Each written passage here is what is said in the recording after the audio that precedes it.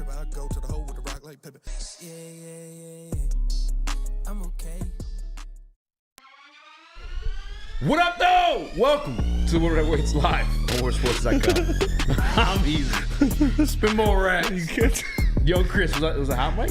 No, it's just right before we go. It is, though, is it not? It is. Shout out to JB on the ones, twos. I'll be living this hot dogs, too, for next. Shout out to Jack Labrador. Jack Labrador. The hat doesn't fit me, but, that's nothing new. So I'm just going to keep it in front of me. It's a dope hat. Comment of the day gets a free hat. Free hat. How about that? Let the naysayers know. Rat-a-tat-tat. The thumbnail today, if you guys are curious, like the meaning behind it. What up, my naysayer? Relax. The meaning behind today's thumbnail. The Epstein's list of 147 people is being released at some point, I guess. But there's 3 names allegedly going to be sealed. And we did our deep dive on it, and we found it. It was Brad Allen, Roger Goodell, and Jerry Jones. Well, here we have photographic proof. Photographic evidence. This is them on the island. Brad Allen's bulge. Having a great time. Front and center. It looks completely authentic. Yeah, we should just zoom that in and get rid of the ball. It's just unnecessary. Very unnecessary. But shout out to Ryan for making the thumbnail. Shout out to Ryan. Is cooking it up. Yeah. Had the picture saved his phone already for some reason. I was like, can you put those 3 in a hot tub? He's like, yeah. Oh, so you had the picture saved. All right. I didn't know he was just going to put bulges out there.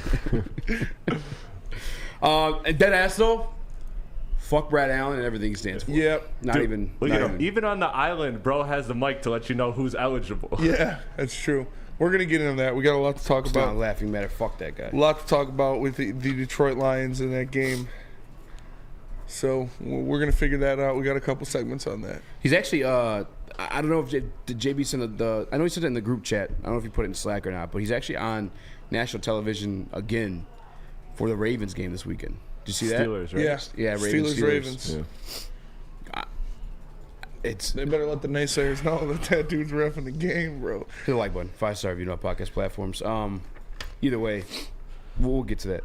How about obviously that caused like a storm of emotion for our guy Dan Campbell, who had to deal with it, both the players, himself, everything afterward, and I just feel like he's been like just kind of on one from that point on. He kind of went at Dave Burkett. He's like, "Sorry, Dave, I know it's not your fault, but like I'm angry right now." He did an interview this morning with our guy Jim Costa. He did. Chris, you played the bit from that? Yes, sir.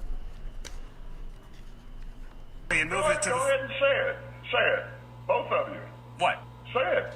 Say what you want to say. I think from the 7, it's a low percentage play. I think your chances of winning are lower than if you kick the extra point. I would say it like you would say it to anybody else. I'm on the radio. Say it like you want to say it. I thought it was a reckless decision. Thank you. Go ahead and say it. Dude, this SpongeBob thing is great. What? Say it. Say what you want to say. I think from the 7, it's a low percentage play. I think your chances of winning are shout lower out to than Jim if you kick Costa, the extra stuck to his point. guns. I would like you would say it to Did what he anybody Jim else. Costa. Did what he I'm on the did. radio. Stood Say it on like you business. want to say it. I thought it was a And- reckless all right, decision. Chris. Thank you. God damn it, Chris. Fuck, man. But shout out to Jim Costa. He went out there. He said what he had to say. He said what he felt, and he didn't back down. So, that's what you got to do in this business. You have your take. You have your opinion. You put it out there, and he did. So, props to him. Yeah. He stood on business. And Dan Campbell was getting a little feisty there. He was. Say it. Say it. It's like that, Say it how you want to It's say like the video of the black anger man is trying to get the other guy the guy questions like, yeah. I don't understand why they can say it in all the rap songs and I can't say it. And he's like, say, you know what? I'll say it with you. It's like, oh, fuck. Say it with your chest. No, serious. This one thing I do want to say is congratulations to all my Michigan fans, all you psychotic psychopaths rooting hard for Jim Harbaugh. Not even to for good news, I guess. Like throughout the bad, I guess I should say. You guys held strong throughout the bad for Jim Harbaugh and the boys, and they cashed in. That honestly an impressive win too. Yeah, I can't say anything about it. Michigan fans deserve this. Good for them. They went out there, they got the dub in the Rose Bowl, beat Alabama. So shout out to them. I still hate them all, but they got the win. They did what they did. Like, I still hate your school and your team, but can't say much other than, they went out there. They were the better team. They won the game in overtime. The defensive line looked great. They sacked Milroe like 4 or 5 times in the first half. Impressive victory for Michigan. Now they go on to face Washington in the college football championship. So we'll see how that goes. It's gonna be a banger. I'm kind of like, I mean, off rip, I think Michigan's gonna win that game. I'm butthurt though because I've grown to like love this Washington team. Michael Penix is a dog. He's a dog. Put him on a rope last night. So yeah, we'll see. He also run a little bit there too, but no, beating Alabama, a tremendous accomplishment. It's kind of crazy, just like watching it happen was wild, and also just thinking it out loud. Like I knew that Michigan was going to win that game. I don't even when it was down, they were down like 13-20. Everybody in the room during the live stream was like dead. But if you guys are there in the live chat, I was just, talking my shit to be like, come on guys, wake the fuck up because you're in this one. I told them, I was like, it was 13-20. I was like, there's still like 8 minutes left. Like, you guys, there's a lot of time left in this game, and Michigan came back, ended up winning it in overtime. So it's like it felt like although they were down, it still felt like they were in control. Like they're the ones like making the plays like on defense, I should say at least. It was like 6 sacks I think they had on Jalen Melrose. Who the offensive coordinator for Alabama dropped the ball? Melrose. Was it? Jalen Milroe.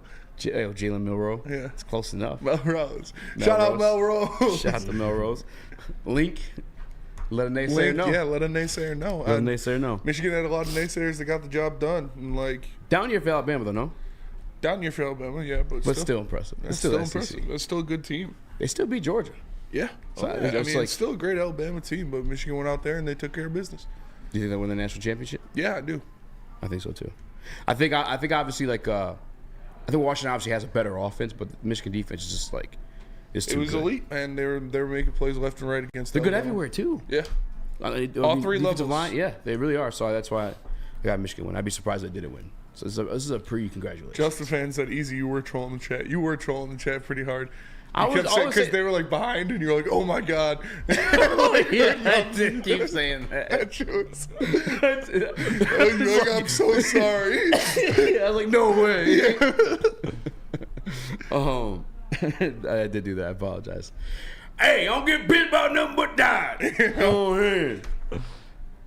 That's it. That's all we had in the first 14 minutes. Speak more on Michigan.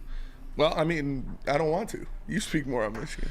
It's you. I don't give a fuck about college football. I don't give a fuck about nothing but lines. Yeah, that's fair. But Michigan went out there. They took care of business. This is their year. They've been the best team in college football. They played their 2 toughest opponents these past 2 games in Ohio State and Alabama, and they beat both of them. So you can't say anything, can't hold anything from them. They went out there and they did it.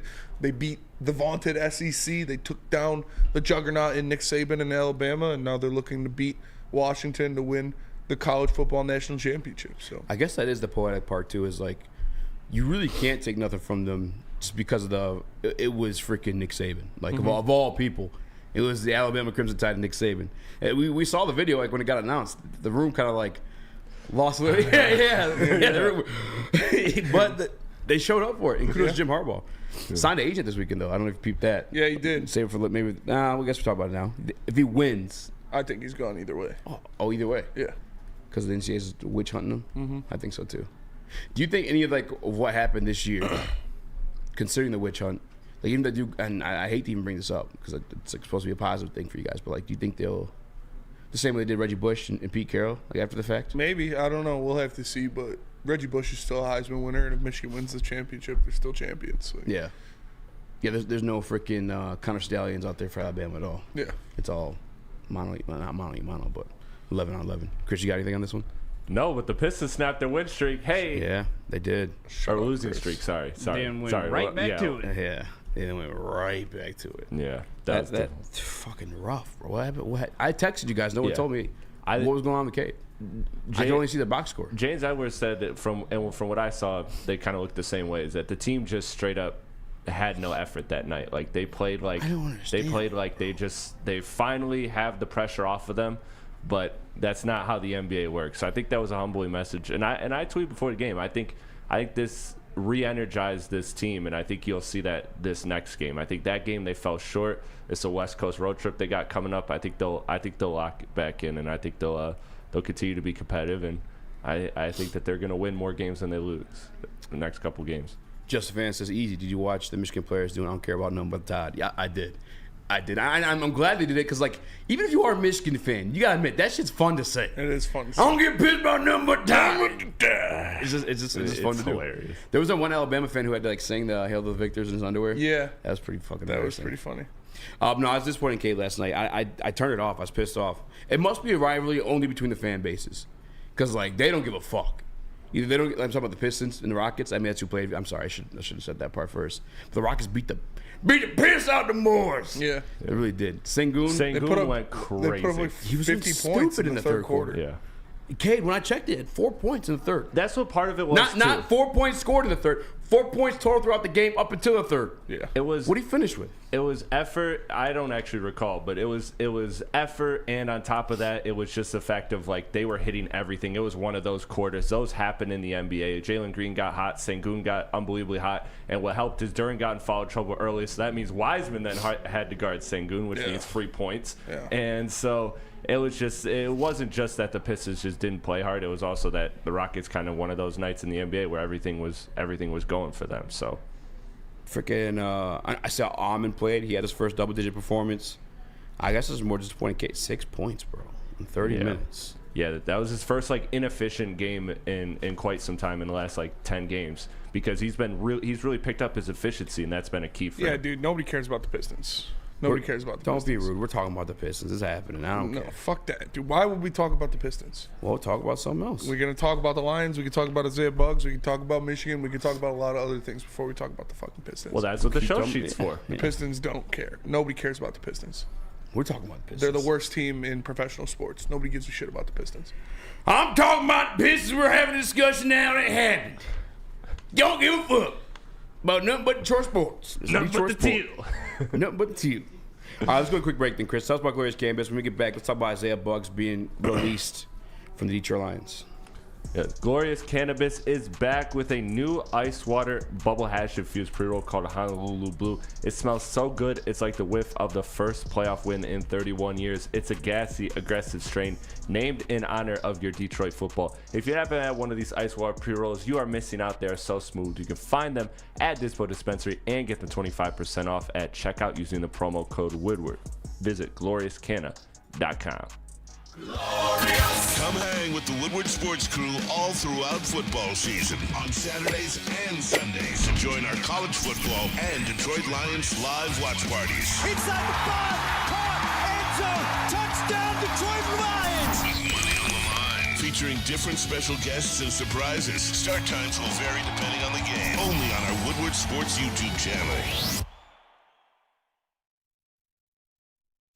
Join Woodward Sports' own Jeff Iafrate, along with special WSN guests for the most anticipated Lions season in decades. Filled with different surprises and expert analysis. You're not going to want to miss out. Go to our Woodward Sports YouTube channel on Sundays and tune in live from 9:30 to 11:30 a.m.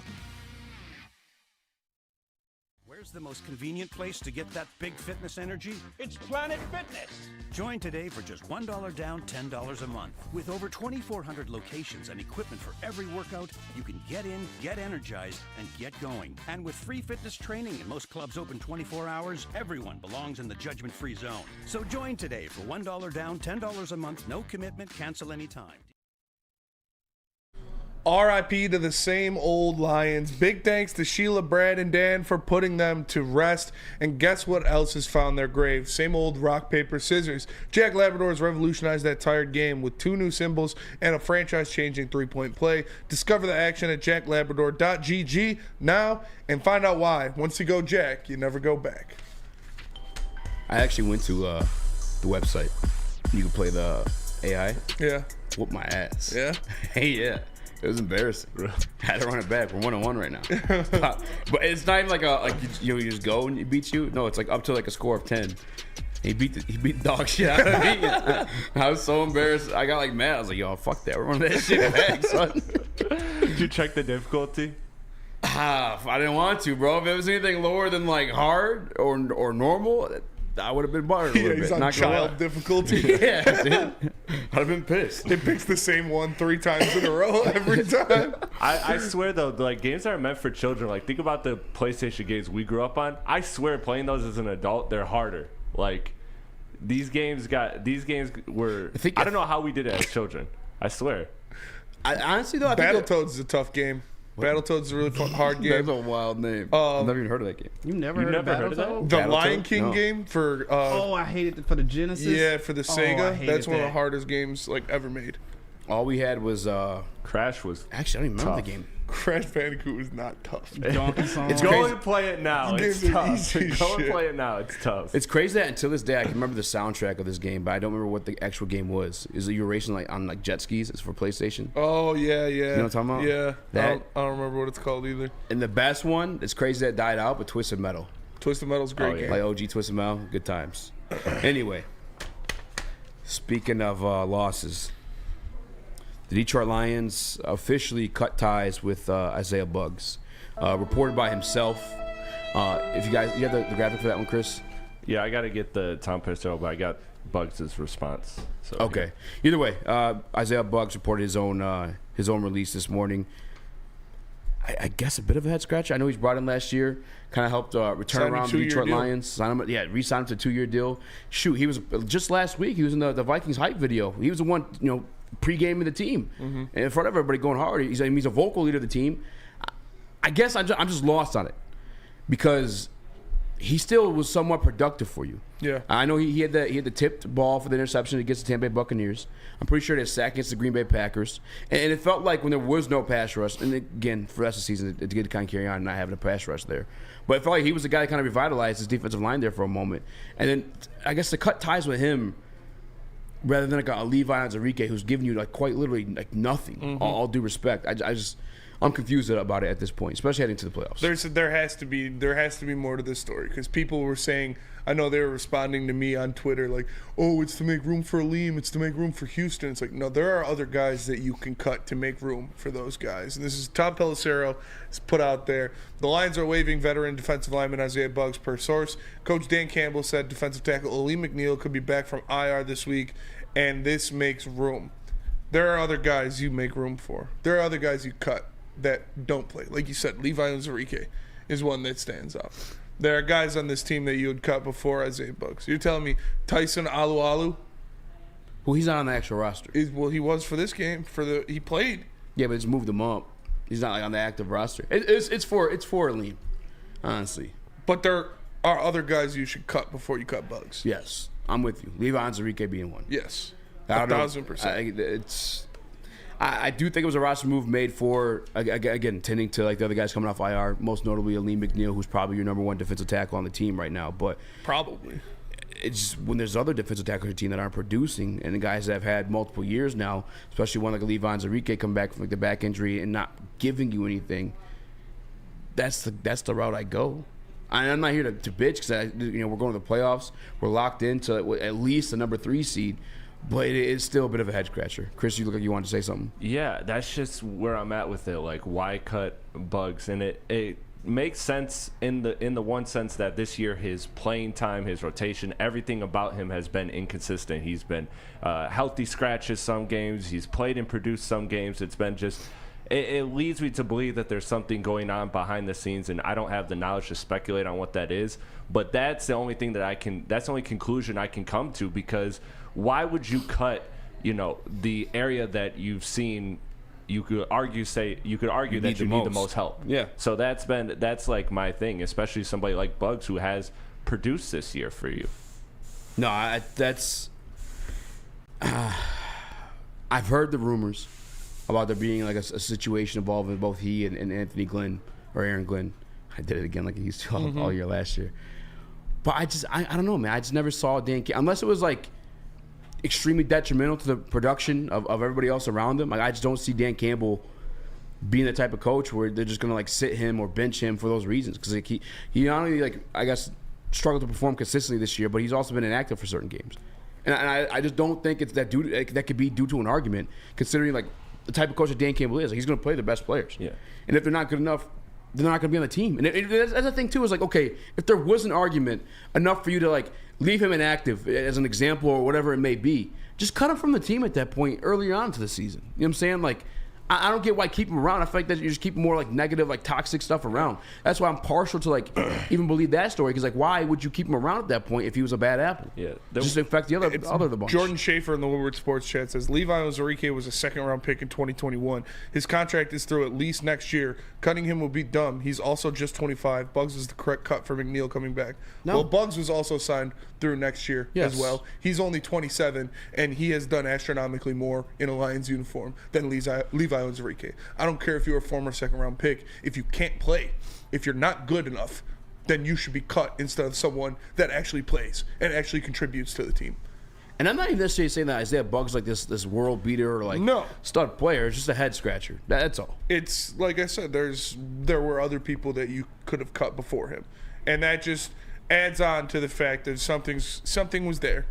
It was obvious that something was there all season when he was getting, put down on the practice squad and then brought back up, and they were adding guys like Boanna and Tyson Alualu to play that position when you have him who played well for you last year, and then the spurts he was played in this year played well.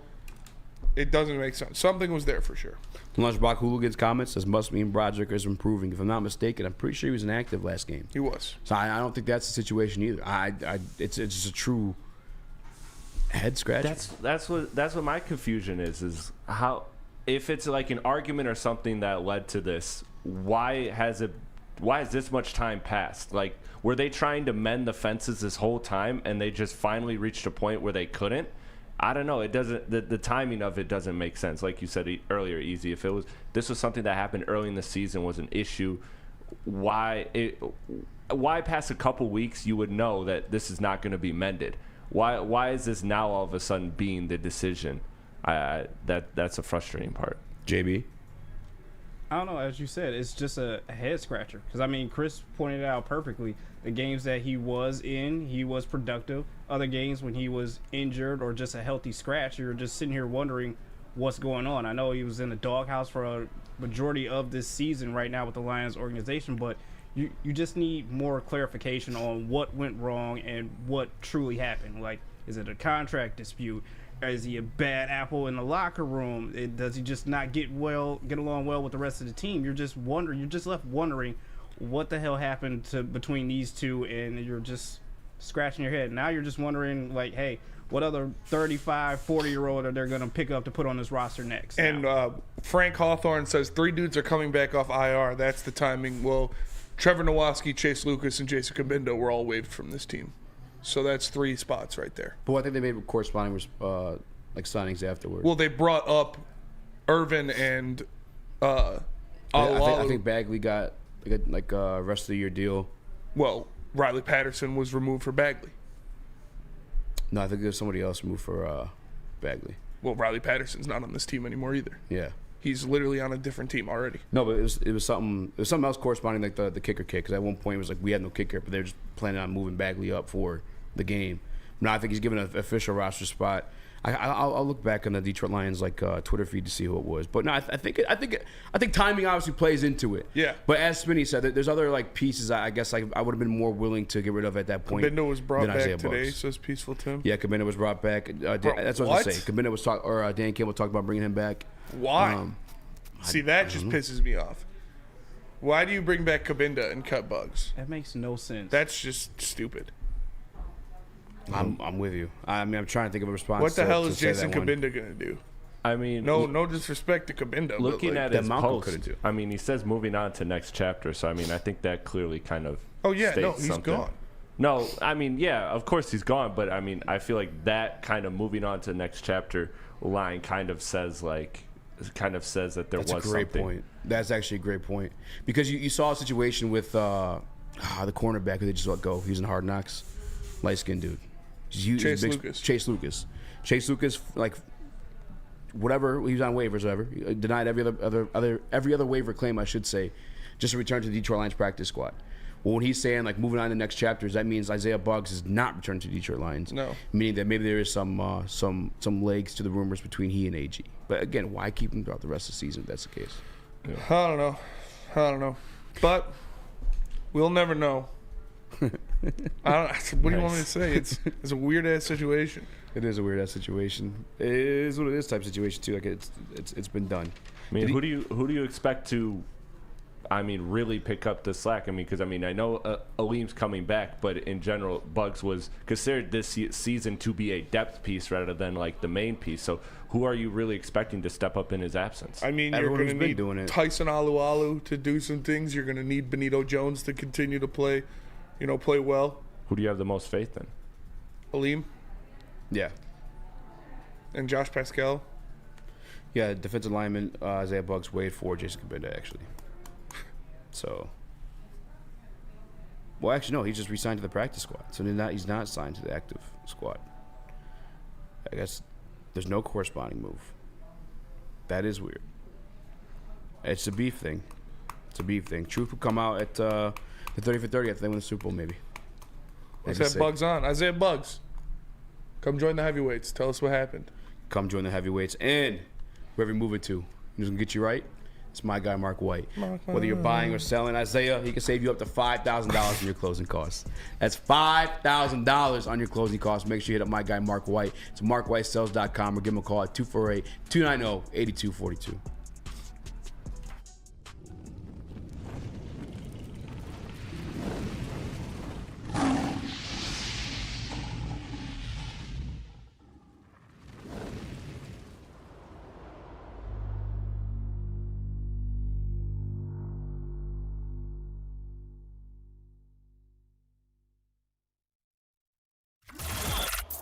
Woodward Sports' own Tom Mazaway and Sam Stick Day will be hosting our Lions postgame show after every Lions game all season long. Tune into the Woodward Sports YouTube channel for his hot-off-the-press takes, game analysis, and Kool-Aid sipping celebrations.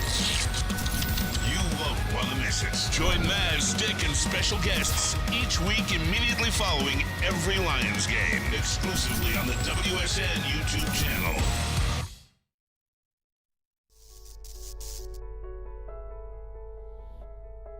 We've just received word. The world's cannabis supply has vanished. The public is outraged and has taken to the streets in response to this tragedy. The individual responsible acted alone, and we can only hope they will make things right soon.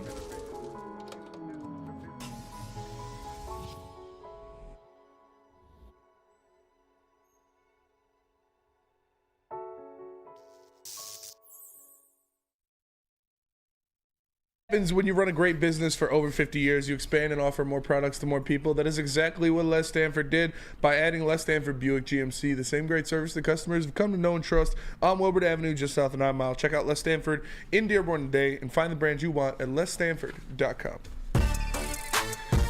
What up, there? Welcome back to Whatever Waits Live on WoodwardSports.com. I'm Eazy, Spin Mo Racks, Young Chris, JB Smooth. Smash that like button, be a friend, tell a friend. We got a comment from Byrne who says, I know Terry Foster said there was a death in Bugs' family in the offseason, and I wonder if he's not mentally right or wasn't mentally right. I mean, it's a whole entire football season. I mean, I can't speak to anyone's mental state. Exactly. I mean, that could be it. I don't know. Burns says, like, I'm just trying to find a reason. All I could think of is something was going on mentally with Bugs or beef with the coaching staff. And I agree to that, too. I think Chris brought the best point when it's like on to the next chapter. It was like the biggest telltale sign. Telltale sign. Because it's not like that's a statement that's like making it clear. I'm not retiring. I'm not done with football. Yeah. I'm done here. Oh, yeah, he's only 27. Yeah, but, people have retired early, especially in football. So it's just like that one line to me sticks out as something that means a little more and is intentionally worded. Because everything in those PR statements is like to a T. Mm-hmm. Like they don't get said unless they run through a lot of thought and checks and balances. Yeah, that's a great point. Which the NFL failed to do, or has failed to do, because they have yet to make a formal statement in regards to the officiating blunder by elite official, head referee Brad Allen. Apologize for mixing Brad Holmes up with that one. After the Detroit Lions were absolutely fucked. Sorry for swearing, we got kids in the car, but they were absolutely fucked, screwed, whatever word you want to use. They were robbed of a victory this past Saturday, Spinny. And for me, obviously it hit me and affected me as a Detroit Lions fan. That is a game that I felt was pivotal for the Detroit Lions franchise, just because not only would it have locked you in, or at least in my opinion, would have locked you in for the number 2 seed, especially with the Eagles losing this past weekend. Actually, no, it would have locked you in for the number 2 seed with the Eagles losing this past weekend. But also, you give the Dallas Cowboys possibly home field advantage that they can win out now. But for me, beyond that, the integrity of the fucking game. Yes. What are we doing if we can't admit fault on our end, on your side as the referee, Brad Allen, to the fact that it literally, you lied. He lied in the pool report in post game. And that's where the situation gets fucking gross with me.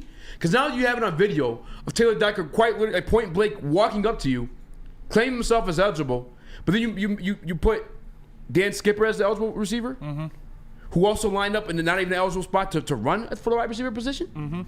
So you threw another flag on that. You got that wrong. Dan Skipper wasn't in the vicinity for you to hear him say anything like that. On top of just having a giant fucking 6'8" man in front of you, point blank tell you to your face, and then post game you lie about it. In the post game you said it was Dan Skipper. Put the video on one more time, Chris. In the post game you said it was Dan Skipper who claimed to be the eligible wide receiver. Brother, Dan Skipper never even got close. If you didn't hear Taylor Decker say it, being that close to you, Dan Skipper didn't even get in the vicinity to tell you that. It's gross. It's negligence. Not only did you prove yourself incompetent in doing your job, but you also called into the integrity of the game. And that's why I think it's fucking disgusting, the fact this guy still has a job today, and the fact that he's refereeing another game on national television this Sunday. Spinny, I know you had BDE to speak on it too, but I mean...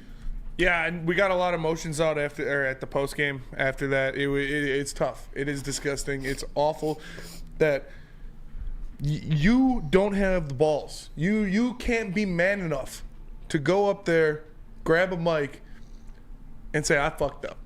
This is on me. I got this wrong. Because that's exactly what you did. You got it wrong. Either you forgot, you made a mistake, or you were told to do something else. Those are the only options in this. Either you forgot who told you, you made a mistake and threw the flag by accident, or someone made sure that you were going to throw that flag. This is negligence, it's malfeasance, it's embarrassing, and it has no business being in professional football. Brad Allen, politely, you could suck my left nut. You are embarrassing. You should not be allowed to referee professional football ever again. Send his ass to the Fan Control Football League. Get him off. Like, that's terrible. And the Lions don't go blameless, I think.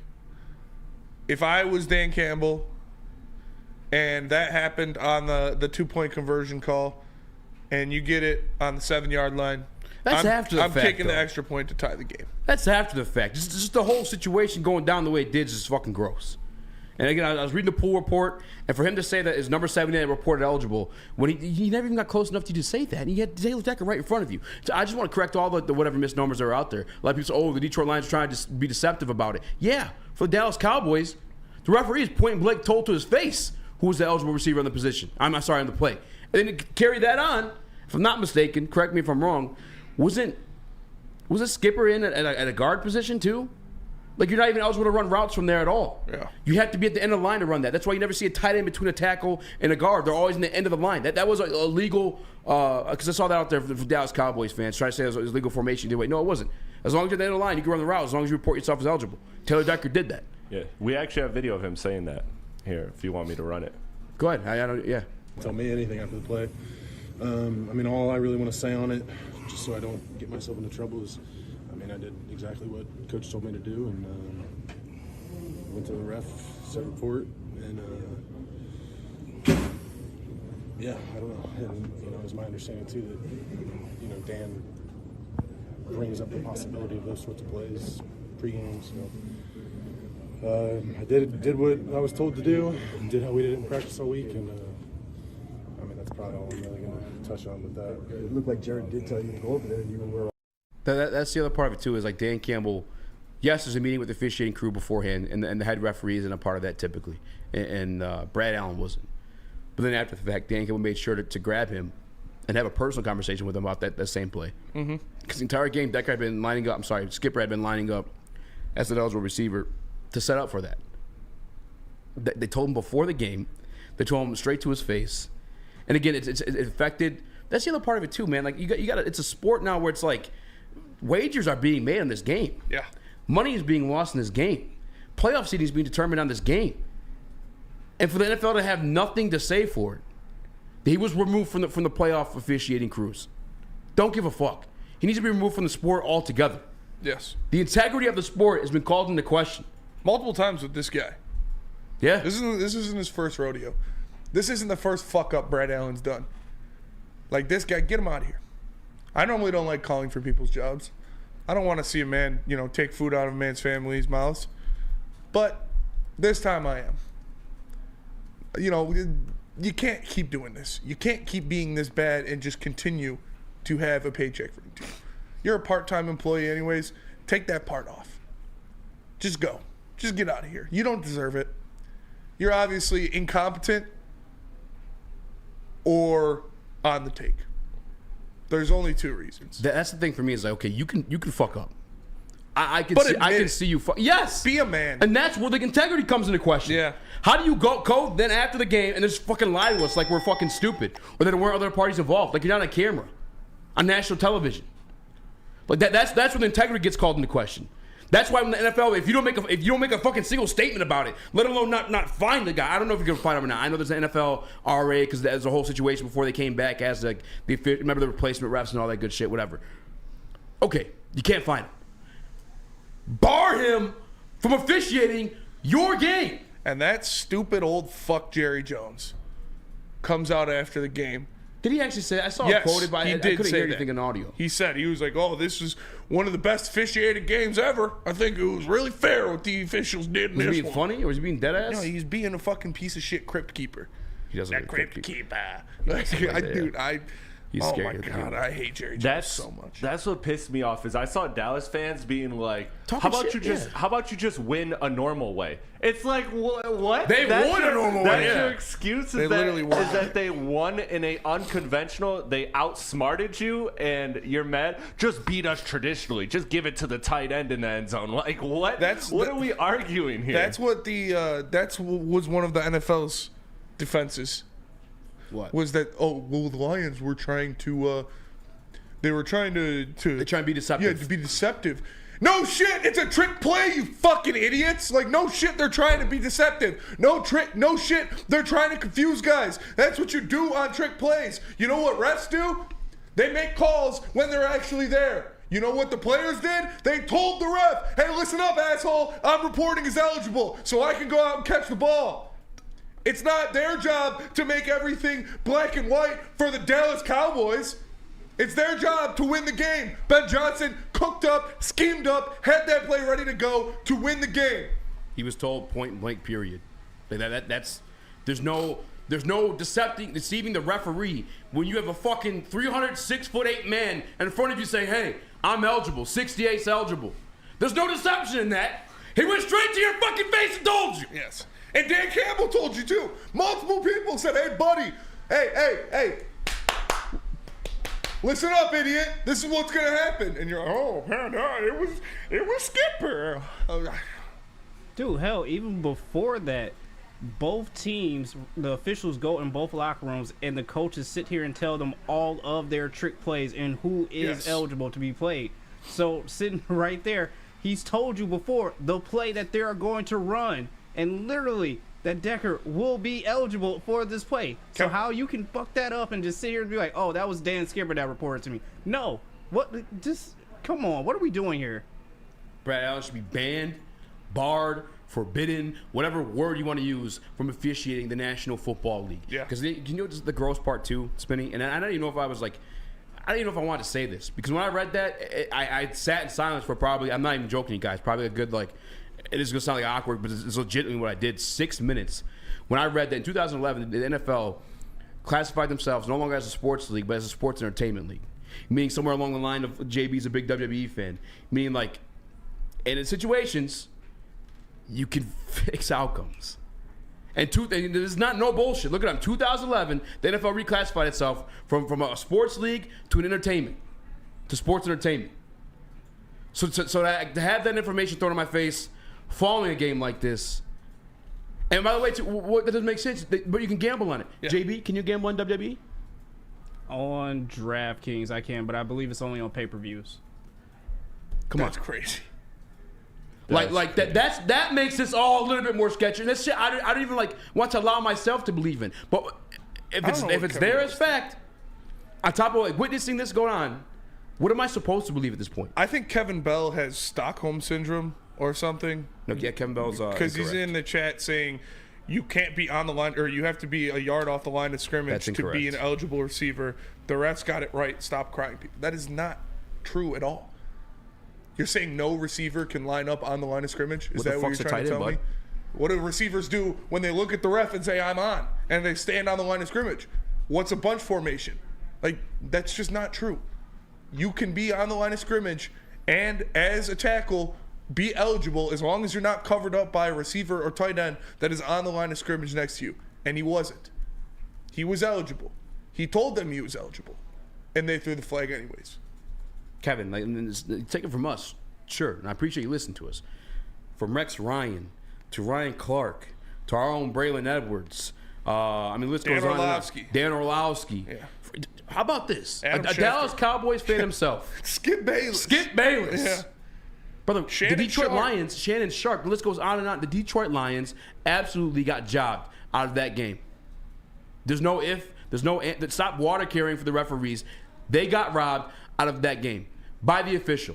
And the fact that he couldn't fucking admit it, the fact that the NFL won't admit it, the fact that it hasn't been addressed formally or he's been punished, it is absolutely, utterly fucking disgusting. Mm-hmm. It just is.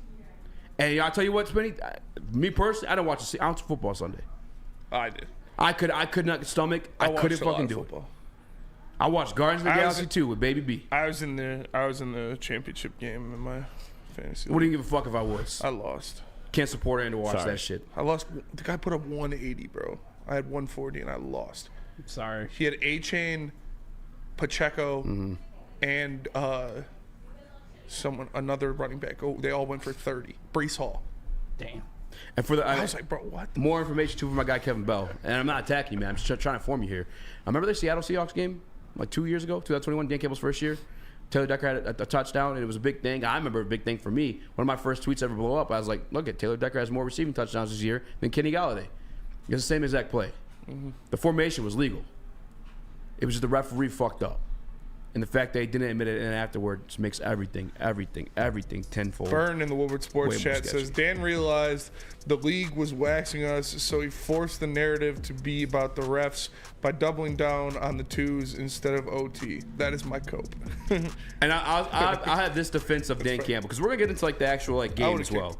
But I'll get into this defense of Dan Campbell real quick. They would have been injured. They had injuries. Yes. They couldn't stop CeeDee Lamb. You were locked into your seating. You couldn't stop CeeDee Lamb. Why risk injury? J-Mo and Sam Laporta are both dinged up a little bit. You're already in the playoffs at this point. Why risk the injury? That's why they're going for the two. Fuck it. We're already in there. Yeah. Let's just try to end it now. It is what it is. Spinny, tell us about Guardian Alarm. Guardian Alarm. Brand Allen's going to need Guardian Alarm. Because Guardian Alarm offers you customized solutions from real experts. Their professional technicians take the time to recommend security and automation solutions specific to your needs. They also have 24/7 professional monitoring. You can call them anytime, day or night, and no Guardian Alarm team member will stay on the phone as long as needed. And of course, they have technology backed by people. Your safety and security deserves technology that's been proven to work and people who have been proven to care. So call them at 1-800. Stay up. That's 1-800. Stay up. And let them know Woodward Sports sent you. Have you ever wondered where all the finest restaurants get their steaks? It's Fairway Packing Company, providing Michigan restaurants, hotels, and casinos with prime beef for over 60 years. But now you can buy these cuts of meat for yourself at the Steak Shop by Fairway Packing Company. Prime Porterhouse, A5 Japanese New York strip steak, dry aged Wagyu beef tomahawk.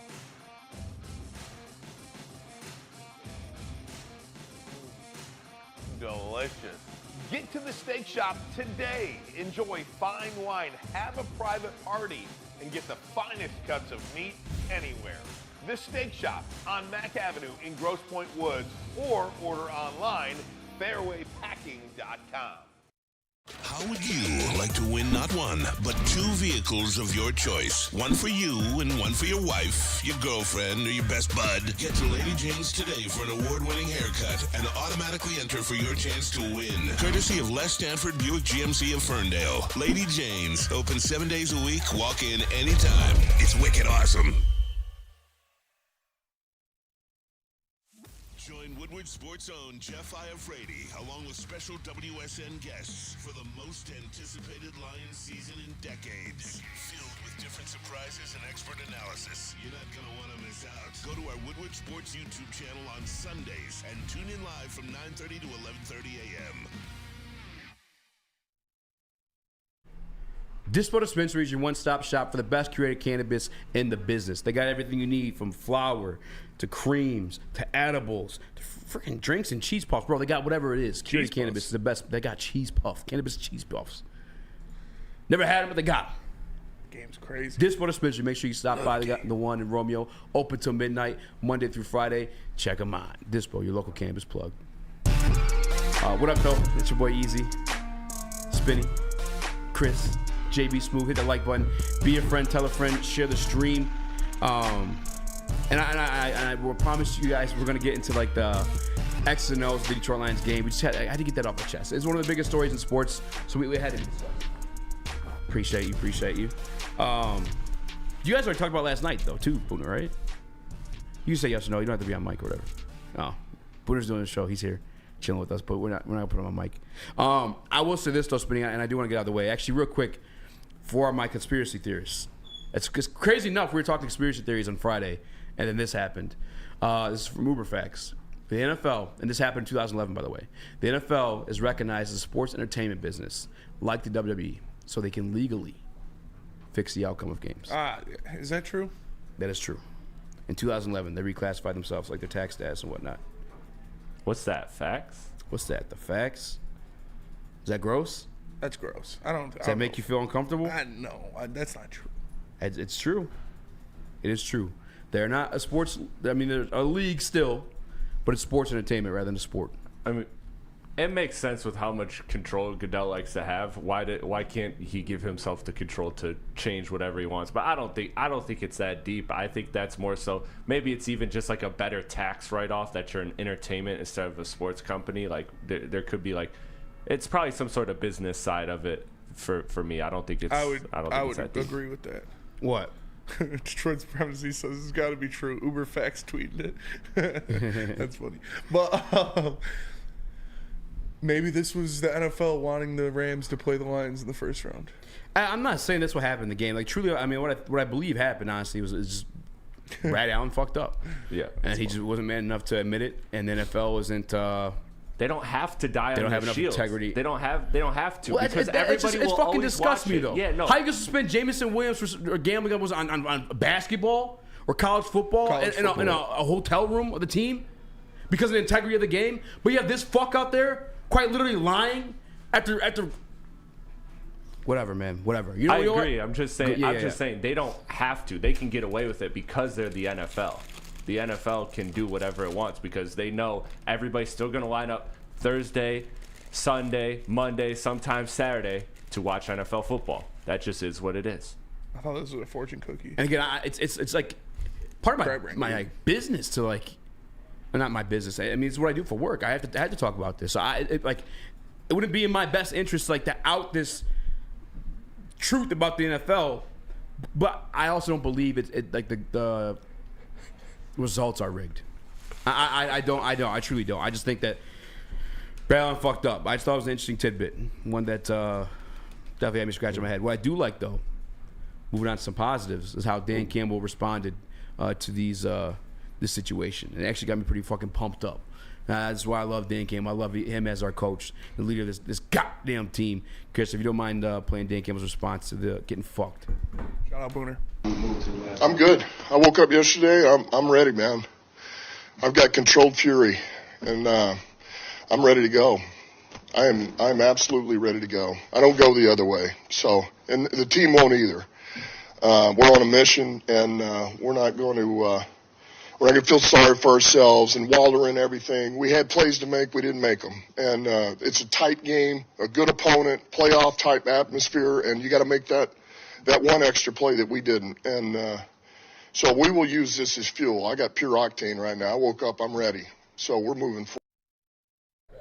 Controlled Fury. Was that the whole clip? Yeah, that was. Oh, damn. I should have said Controlled Fury. Controlled Fury is the words that Dan Campbell used. Yeah. How you feel about that, Spinny? I like it. I've talked about it. I want my team, the guys I root for, to play angry. I've said that before. I want them to be assholes. I want them to be angry. I want them to go out there and kick people in the nuts. Maybe not stomp on them when they're on the ground, but you got to be mean playing football. You can't be nice and play football. And Dan Campbell knows that. He's an aggressive guy. He's a kneecap biter himself, and he played football at the highest level. So for him to be this angry, you know he's going to get this team hyped up. Now, I don't know if these guys are going to play against the Vikings, but if they do, we might put up 50 points on the Vikings. I was reading more about the conspiracy stuff into the sports entertainment stuff with the NFL. But Space is fake. Space is fake. That's why aliens are pussies. Hey, this one's real. This one's real. That's unlike aliens. One thing I do like though about Dan Campbell saying that is like that's what you need to be. One of the statements he made, and I don't know if it was in that video or not because you guys were talking about Crabber, I grew, whatever while we were playing it, but he had mentioned like I'm past it. Yeah, I'm going up. I don't go the other way. And the team, he clarified it too. The team, same way. They're riding along with me, and that's the type of leader you need in this situation because it would be so easy to like fall back into that, but you can't. You literally can't, especially with the playoffs on the horizon. You can't take any step back. You have to move forward. You're on to the next one, and it's the Minnesota Vikings. And that's an easy game to take back to a little bit there, take a step back on, just because of the fact that you're in the playoffs. Seeding's locked in. Mm-hmm. Like it'd be easy to just like mope and be pissed off about that. No, fuck it, on to the next one. That's what you need as a leader. That's what you need as a coach. And fucking shout out to Dan Campbell for just being that guy. Wait, have you never had a crab rangoon? I don't care about that, Spinny. I don't care about that. I mean, I do, Chris, as your friend. But yeah, no, that's what you need. That's what you need as a leader. That's what you need as your head coach is to get these guys so they're focused, to make sure they're focused on what's important, and what's important is going into the playoff and winning a playoff game. That is what's most important. It's not this fuck Brad Allen campaign. That's not what's really important for this team right now. What's really important is staying focused on whoever you get in the first round of the playoffs. This game against the Vikings doesn't matter anymore. Rest the starters, let everybody go, make sure they're healthy, ready to rock during the playoffs. Although there is a fuck Brad Allen campaign kind of going on right now. I don't know if you guys have been on the highways as of lately, but there's billboards going up right now that has 11-5 on it, and then it's scratched off, and then to the right it has 12-4. Send some pictures if you got it. Send some pictures if you got it. There's on my way here on 75. I saw two of them. Was it like a Jumana, next to Jumana? It was huge. Like it's it's legit. Giant billboard. Well, that's my question too. Can you sue the NFL for that? Like if you were, I mean, that's some pussy shit. I'm sure there's contracts in place when you sign up for like these gambling sites and whatnot. You don't sign anything at the front desk of a sportsbook, if I'm not mistaken. But like, if you had put like a large amount of money on the Detroit Lions money line, that situation, and that happened, can you sue the NFL? Because like they got probably not due to your tweet, right? If Uber Facts is telling the truth, I don't think it's not even Uber Facts. It's beyond that. It's the truth. The NFL's entertainment league. It's not. I'm being funny, but like seriously, if that's what it is, then yeah, I don't think you can. Uber Facts is my gospel. Yeah, that is gospel. Facts. That's our source. Trust me, bro. Trust me, bro. No, but I want to say one thing. I do want to search away. I want to give credit to my boy Stick in the post game, because when we were all pissed and high with emotion, he was saying the thing that I didn't want to hear at that time, and I thought it was a little bit of a slappy take. But a couple days later, I really like it a lot, and he said. He talked about Chris, this you look team. great today. Yeah, he said, Chris, you're actually a decent guy. And that's where I think this conversation needs to go. But no, he said, this is going to motivate this team. I know we wanted to win this game, but the fact that we lost it this way, the Lions are going to come out extremely motivated. And that Dan Campbell clip gave me all the reassurance I need that Stick was actually right. So shout out to Stick for that take, because a couple days later, I do feel confident that this team is going to, take this the right way. And they're going to use it as fuel for the rest of the season and for the playoffs. I am a guy in a hot dog suit right now. The NFL's fake. I'm not gonna lie. The NFL's not real. I wasn't laughing at the crab ragoon. I just was back here just watching Eazy go off with those red headphones and the hot dog costume. I know, going man. about some conspiracy. It was the funniest thing about that. But also, you gotta try crab rangoons. They're so good. Someone DoorDash crab rangoons. I just did. Yeah, so shout out to you. I ate them all. Every Yeah, time we thanks. tell It this was guy, hey, tell us you're getting something, and then literally He never does. It's it's like the NFL, like it's disregard All right. Well, to be and fair, disrespect. You When didn't I know asked- your lunch is eligible. when I ask like 10 straight true. times and I get 10 straight no's, I'm just like, okay, I'm done. You've asking. never asked. When have you asked? all the You've time, never and Spenny's asked. just like, I'm going to work out. I'm not eating. Well, after, yeah. Yeah, so it's just I go right after. I'm not- You know that. not wasting my time asking. He anymore. made dip for the Michigan game. For the Wow. watch party. He Was it made dip and brought it in. It was New Year's Day. He's never done that for a Lions watch party. It was New Year's Day. That's crazy. Are you more of a Michigan fan or a Lions fan? Be honest. Definitely Michigan. Wow. Wow. The man is head to toe in Michigan gear. Come on. Well, they just Yeah, they're going to the I mean- natty. It's understandable.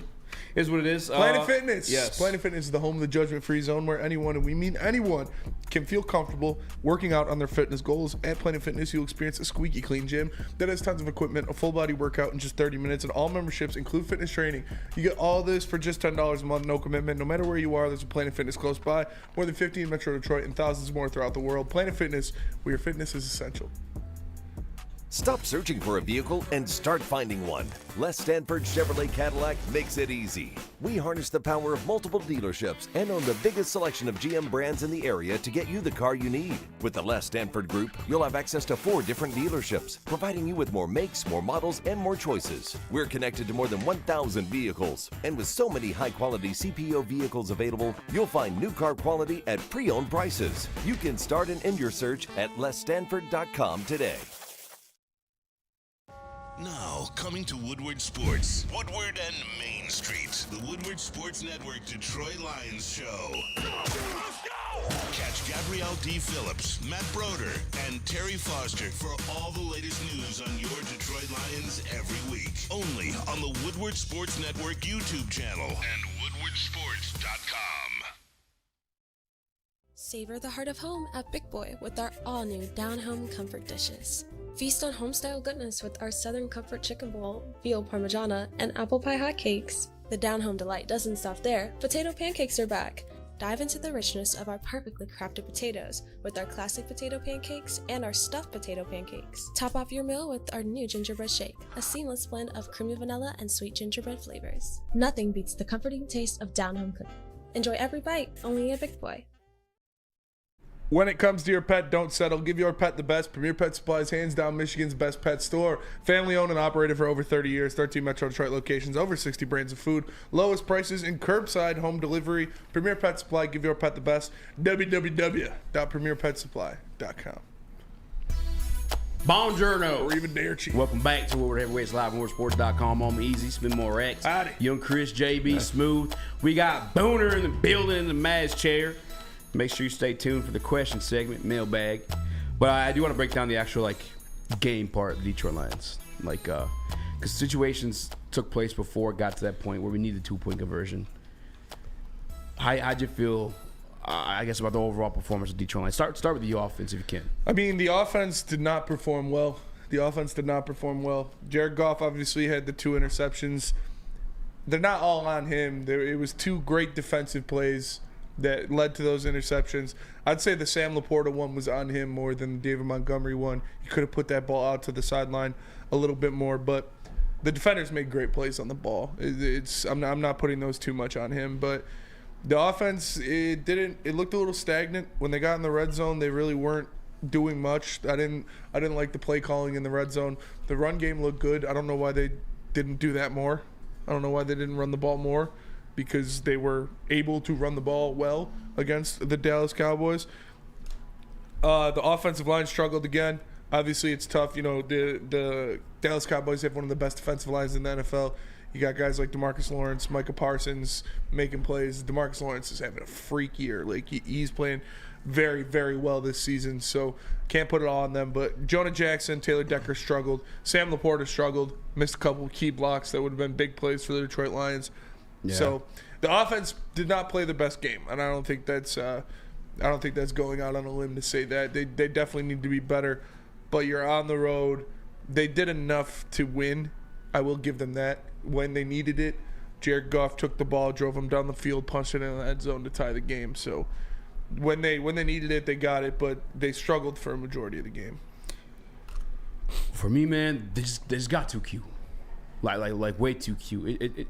They had those like slow developing plays that typically work, but you're typically not going against this Dallas Cowboys defensive line with Micah Parsons, Lawrence, as you said. Like that's typically not the situation, and for it to like gone out there, tried the you know what I'm saying, the slow roll offense there with like the draws, with the zone reads, and for it to not work, and for you to get shot in the backfield multiple times. Sam Laporta as well, it missed a couple blocks. Jonah Jackson missed a couple blocks as well too.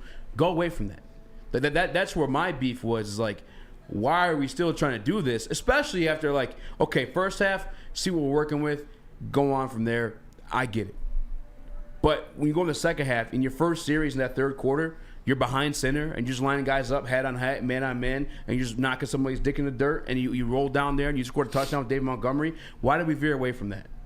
Heading into this game as like not even a, and I get there's a lot more that goes to the X's and O's and whatnot too. And I get sometimes people are going to make plays on the play style I wanted to. But you knew that you don't get cute when you got the big uglies. Mm-hmm. Use the big uglies. Don't be cute when you got the big uglies. The very foundation of it, you can't be cute and ugly. You really can't. Like at the very foundation of it, fucking run the ball. Going into this game, what did everybody and their fucking mom say? Run the ball. Run the ball. Mm-hmm. Going in this game, look at every single team that the Dallas Cowboys lost to. What'd they do? Run the ball. Run the ball. So like, why the fuck did we do? Like again, I don't hate Jared Goff. I just hate the knob gobblers. But I'm not expecting you to win that game on the arm of Jared Goff. In fact, I didn't even speak on him yet. The 2 interceptions. The first one, whatever. The second one was awful. Second one was bad. Behind, low, still a great wobbly. play by, I forget who it was. Still a great play, but on a shit throw. I think. But it was a bad throw, yeah. It was a bad throw. 19 of 34. And 6 of those completions came in that last minute drive, too. So really 13 of those. You weren't going to get done on his arm. That's why at 1.2, I think it was on the final second point conversion they're trying to do, they went empty. I just like, all right, that's the game. That's the fucking game. Mm-hmm. At 1.2, again, speaking on like this, the game in itself, when you were down there in the back half, I think it was right before the second half, kick the ball there, Dan. Kick the ball. One thing I love being able to say about my coach, Dan Campbell, is that like he's a former player. He's got a feel for the game. In that situation, there was absolutely no feel. There was no momentum for your offense. Especially, like, you got the ball down there. You had to use a 4th down conversion to get there. Thank God that came through. But there was no momentum for you to, like, validate going for it on 4th down there. There was just literally, like, no feel for the game. And then you kept trying to, like, again, the delayed running schemes, they weren't working. So to get down there in the red zone and to keep fucking doing it, running on a shotgun, running with, and I love Jahmyr Gibbs, running with Jahmyr Gibbs rather than Dave Montgomery in these short yard situations. They were just head scratching scenarios, man. It was pissing me off. I think we played pansy football a little bit there. JB, can you send that tweet in Slack? And Chris, can you download that? Because the NFL just sent a memo to clubs today regarding players reporting as eligible, including a video featuring the Lions-Cowboys game. Yeah, I'm grabbing it right now. So I do want to see what that is. That's from Tom Pelissero. But nice. Yeah, the Lions needed to play more bully ball. They needed to play more aggressive football. They should have just lined it up hat to hat, run the ball down their throats. And they got away from that. They tried to beat them with finesse. They tried to do some things, but JMO should be all right too, by the way. JMO should be fine, yeah. I saw a comment from Justin and from North Carolina. But that's the thing too. So when I have a criticism of Goff, like one of the criticisms of Goff was like out to the numbers and out to the structure of play, you're not really seeing like great things. I think he navigated the pocket fairly well for like what was presented to him on Saturday night. But as much as he did it against the Denver Broncos, outside the numbers against the Dallas Cowboys, I think both those interceptions were on outbreaking routes towards the outside. They were. One was like a bubble screen. Yeah, one was a screen. But still outside the numbers. Yeah. And the other one obviously was the outbreaking route. We'll get to that video. I want to do that after break. Coming back from break, we can run that. But yeah, you know, I don't know what the game plan was for the Lions going into this game, but you thought that running the ball would be an imperative part of it. You thought that running the ball would be a very important part of the Lions' game plan against the Dallas Cowboys, and it seems like they got away from that. They did, and then that's why it was disappointing. Is you found success in something, and then you point blank went away from it, and it's like that was the side of the ball I wasn't concerned about.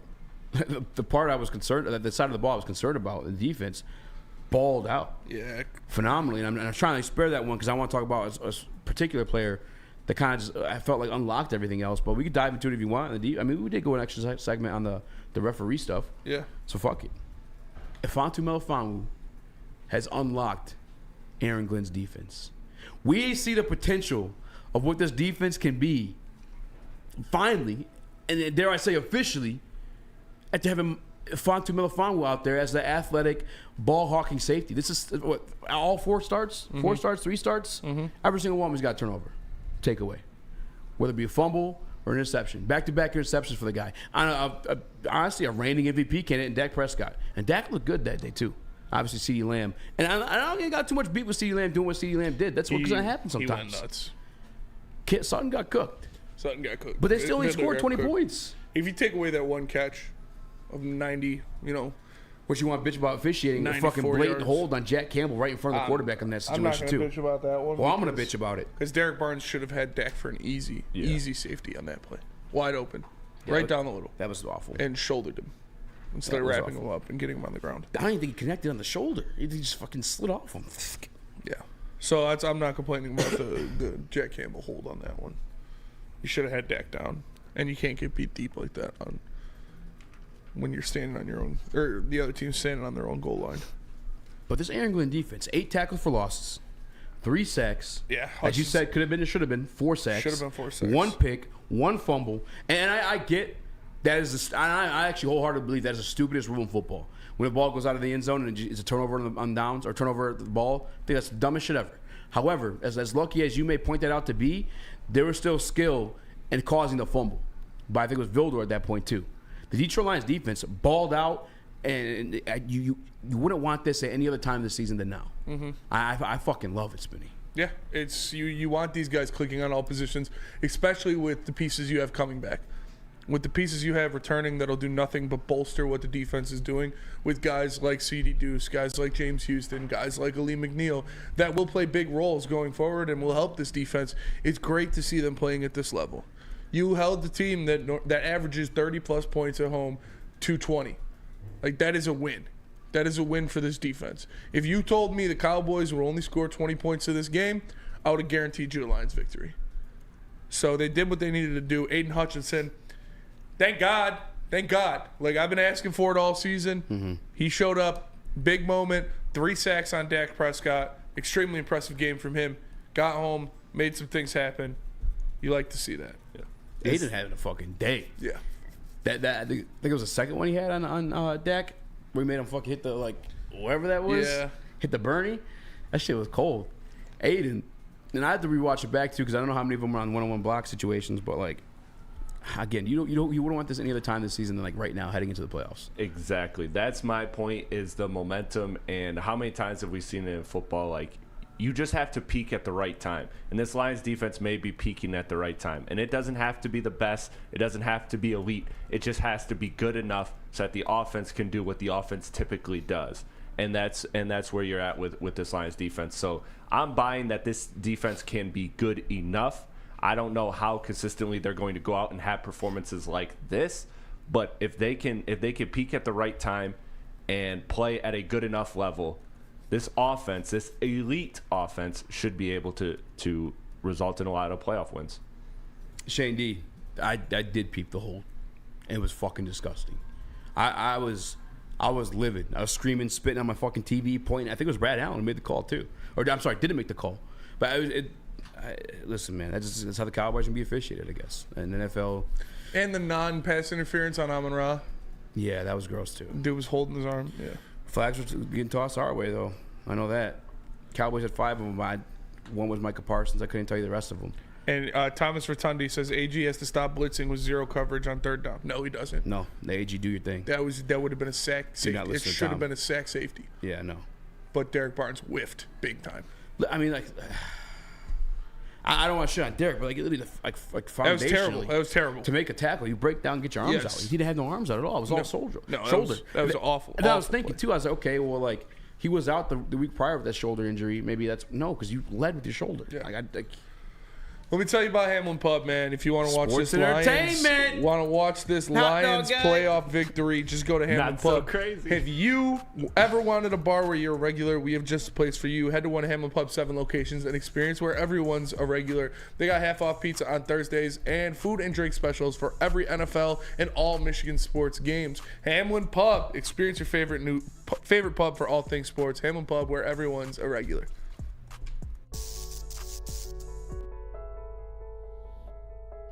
We've just received word. The world's cannabis supply has vanished. The public is outraged and has taken to the streets in response to this tragedy. The individual responsible acted alone, and we can only hope they will make things right soon.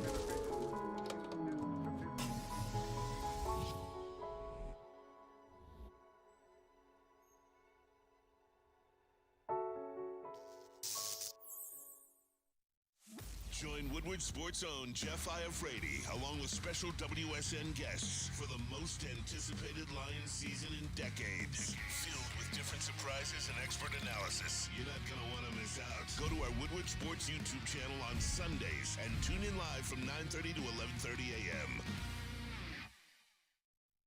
At work and at home, we're there with smarter security solutions. Featuring complete automation with customized alerts and more. For over 90 years, we've been the company that's been counted on to protect what matters most, all with personalized service and care. Right now, for a limited time, receive a free video device plus free installation with a new home system. Guardian Alarm. We protect Michigan. Bullseye eventgroup.com is where you guys need to go to purchase your tickets for all you can eat, all you can drink, and a shuttle to the game then afterward at the official Detroit Lions VIP tailgate party brought to you by Long Drink. It's bullseye-eventgroup.com. I'm going to be there. Spinny, I hope you're there this Sunday for the Vikings game. Bullseye-eventgroup.com. Get your tickets. We're turning up. Oh, I'm going to that one for sure. For sure.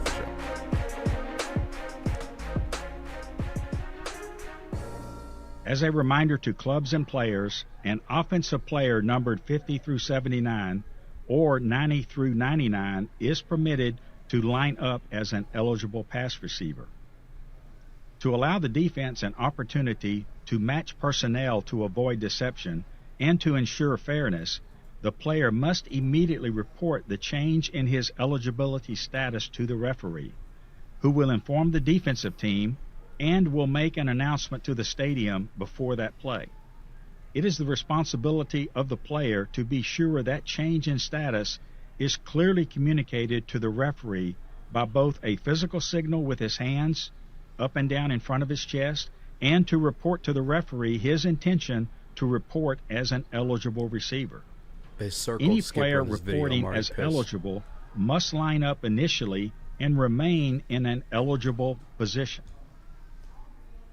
Failure to do so, or if he is covered up by another player, will result in an illegal formation. See, they fucking putting the thing on Skipper, and he wasn't the one that claimed to be eligible, bro. Fuck this video. Should the reporting player elect to remain in the game for an additional play, he must repeat the same reporting process to the referee.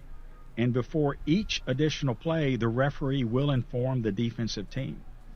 This process has been in place for many years and is intended to provide proper notification to the defense when players are lined up in positions that their number would not allow. Mansplaining us this rule. They're mansplaining for sure. Fuck the NFL. Fuck Roger Goodell. Fuck those two clowns that made that video. That's the a fucking joke. audacity to fucking circle the wrong guy. Circle the guy who didn't report as eligible instead of the guy who did. Because your fucking butt buddy Brad Allen got it wrong. Fuck you, NFL. It's fucking disgusting. That's fucking awful work. That is honestly fucking disgusting. You're a fucking piece of shit league. Hope you fucking go Steve corrupt. Lehman said this is gaslighting. This is gaslighting. The That is NFL is trying to gaslight us right now. I can't believe that. Dude, that is crazy. No fucking legitimacy. Hashtag NFL says peaceful Tim. I'm with you. This took life out of me. I'm not gonna lie to you. God damn it, it pissed me the fuck off. Afonso Miller was unlocked AG's defense. I agree to that. But as another guy who woke up for that one, Spinny. Now I'm gonna go to you. I'm gonna defer to you on this one because I know you made a tweet and everything about it. How about your boy Aiden Hutchinson with the 3-sack performance? Yeah, I mean, it's awesome to watch Aiden go out there and take care of business. It's awesome to watch this defense come together. And Hutch getting home in this game is important because you know those two good pass rushers, the two probably second and third best pass rushers on this team, and Ali McNeil and James Houston are coming back. So it's something that I'm very excited to see. Think it's legit? Do you think it's like a one-off thing, or is like Aiden here to stay? Return of the sack, as I put it in the prep sheet. I don't know. He's been streaky all year. Yeah, history would tell you he's 3 been sacks. Yeah, but he did that in the Commanders in one half. You know, and I know that's a different team, different time, but this is all we have to go off of Hutch right now is the fact that he is consistently inconsistent, and he's a burst player. Like he gets his stats, he makes his moments, he has his great games in bursts. They're never really strung together over a consistent amount of time. So I have to lead that, you know, he's capable of doing this any game. You just don't know when the game is. He's capable of doing it, and if he's serious about what he said, waiting for the playoffs to like go off, then maybe then it'll be the time for him to sit here and just flat out empty the tank every single game and get you these 3-4 sacks. Yeah. I mean the playoffs for damn sure. Wait, did he say that? Yeah, he's holding back for the playoffs. Well, not like he's holding back, but you know, it's just saying like, hey, he's more ready for the playoffs to pretty much go off. So if that's the case, then like, hey, empty the tank every single game that you're out there. Man, that interception by Iffy was so sexy. Yeah, it was. That shit was so sexy. That was like a good ass catch for like a receiver to me. That's he what I'm just saying. Went up there and stole Who that. said bitch. DBs don't got hands? I'm just saying, man. This kid out of nowhere. I mean, I can't say out of nowhere. He's been here for 2 years now, 3 years now, but I just didn't see that going down like that. I'm trying to look back at these Aiden Hutchinson sacks to see like how many of them came on like single coverage, or I should say on him. Like how many like single assignment blocking was there? He just dominated, or if he was beating double coverage or what. But like, by the way, did you see him line up in the middle there like a linebacker for a second there? Aiden Hutchinson. Yeah. Like, you know, a lot of people like were kind of bitching about AG, but he was getting freaky with it. He was man. moving around. He was putting him in different situations, and it brought out the best in him. So I'd love to see that. He was also, you know, he's going up against a struggling right tackle and an injured left tackle in Tyron Smith, but still, he got home. He got home 3 times, and it's important for him. Hopefully, he can keep that going into the playoffs. Hopefully, he can keep that momentum going. I'm not discounting that with no struggling injured tackle. He was doubtful last week. He came back this week. Tyron Smith, who's one of the best in the league, was ready to play. Yeah, he's questionable with a back injury, but he's ready. He's ready to play. What are you gonna say, Chris? I was gonna just ask the question. I don't know if you guys can come up with a theory, but why do you think that this has been the way that Hutch's career has been so far, as far as the games where it's multiple sacks in a game rather than, you know, consistently stretching out over the course of several games? Do you think it's that once he just gets the one that pops him off and that gives him what he needs, or is it just he has favorable matchups in those games and that's where he's able to exploit? I think it's a favorable matchup thing. Like no, just I'm not like this isn't a slight towards him at all. I'm just like right. A top end guy is giving you those type of performances like a little bit more consistently, like a Micah Parsons or a Myles Garrett. With Hutch, obviously when he gets a matchup that favors him, or maybe he's feeling himself, he's on a little bit of a heater. Maybe that's when you start to see those things. That's my takeaway from it. Otherwise, again, I think you'd see a lot more of this. You know what I'm saying? But he's the second year guy. Like maybe he continue to grow. You know. Mm-hmm. Mm-hmm. And I actually just a little bit like informative piece here. James Houston not expected to play in this final Detroit Lions game. Yeah. By the way, officially from Dan Campbell. Well, that sucks. It does suck. What are you doing over there? Nothing. Don't worry about it. Gaslighting. Yeah. I'm just trying to do a show. I'm like, guys on this phone. All right. Next time you're ever on the computer, I'm just gonna call you out live on air.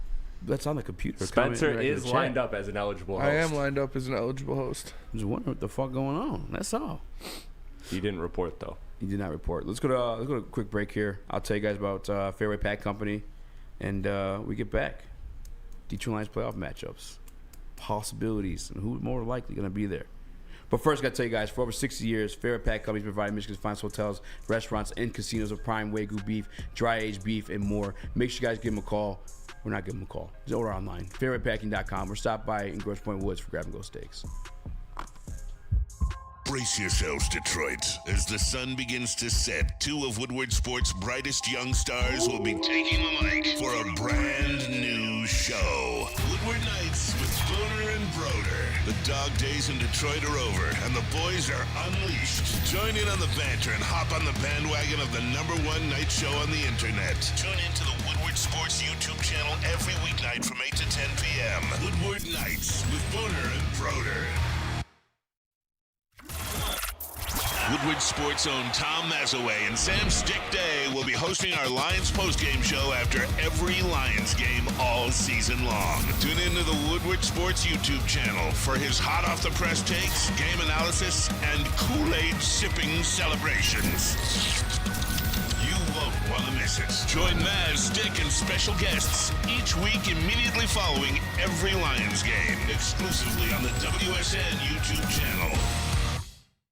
How would you like to win not one, but 2 vehicles of your choice? One for you and one for your wife, your girlfriend, or your best bud. Get to Lady Jane's today for an award-winning haircut and automatically enter for your chance to win. Courtesy of Les Stanford Buick GMC of Ferndale. Lady Jane's, open 7 days a week, walk in anytime. It's wicked awesome.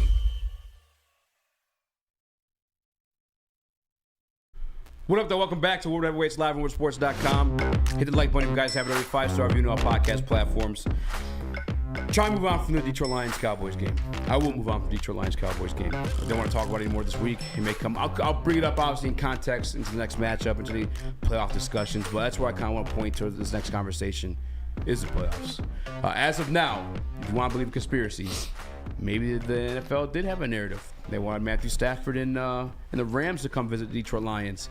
Matthew Stafford gets his first playoff win in Ford Field, and Cowboys get their 1 overall seed. But that's what it's looking like, unless the Packers get a W and the Rams lose this weekend.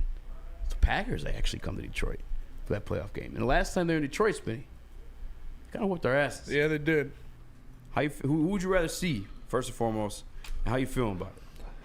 The artist in me would rather see the Rams, because that's the story, right? Yeah. That's what would make headlines. That's what everybody wants to see. Stafford back in Ford Field, ready to go, going against Jared Goff and the Lions. Lions' first playoff game since Stafford led them to the playoffs. Like, that's what everybody wants to see. That's what would make the best story. That's what would sell tickets.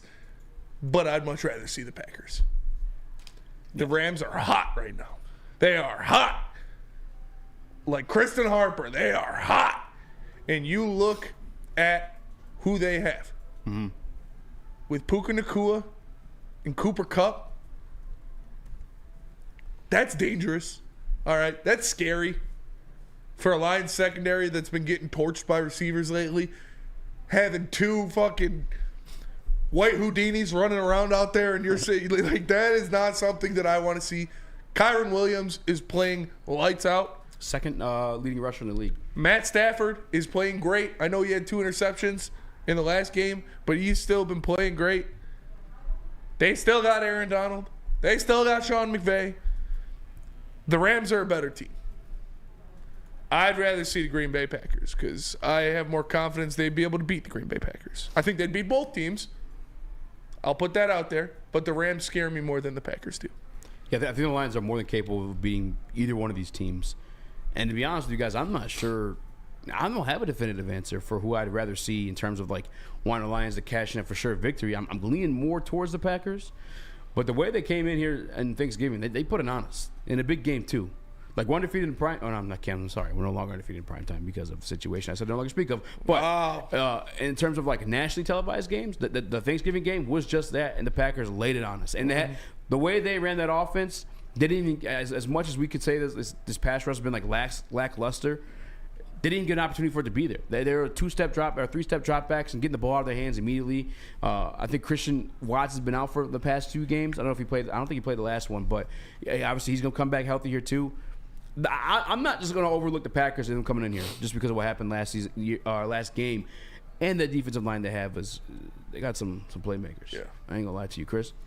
See, I prefer the Packers for just the last couple weeks alone. Like, what has this Lions team fell victim to? What has torn this Lions team apart the last couple weeks? It's been Justin Jefferson, CeeDee Lamb. It's been the elite cream of the crop receivers just absolutely single-handedly bringing the opposing offense to life. Mm-hmm. And the Packers, while they have a solid receiving core, they don't have that top tier. They don't have the A.J. Brown, the CeeDee Lamb, the Justin Jefferson, the Cooper Kupp that the Rams have, that you have to, and Puka and how he's played this year. Like, I've seen that the last couple weeks, this Lions defense, while it's changed and we've acknowledged that it's overall better, that is the one thing that's been consistent the last couple weeks, is that going against the cream of the crop receivers, that is a huge disadvantage for the Lions, particularly for Cam Sutton, and that's a matchup I want to avoid more than anything else. Puka Kupp.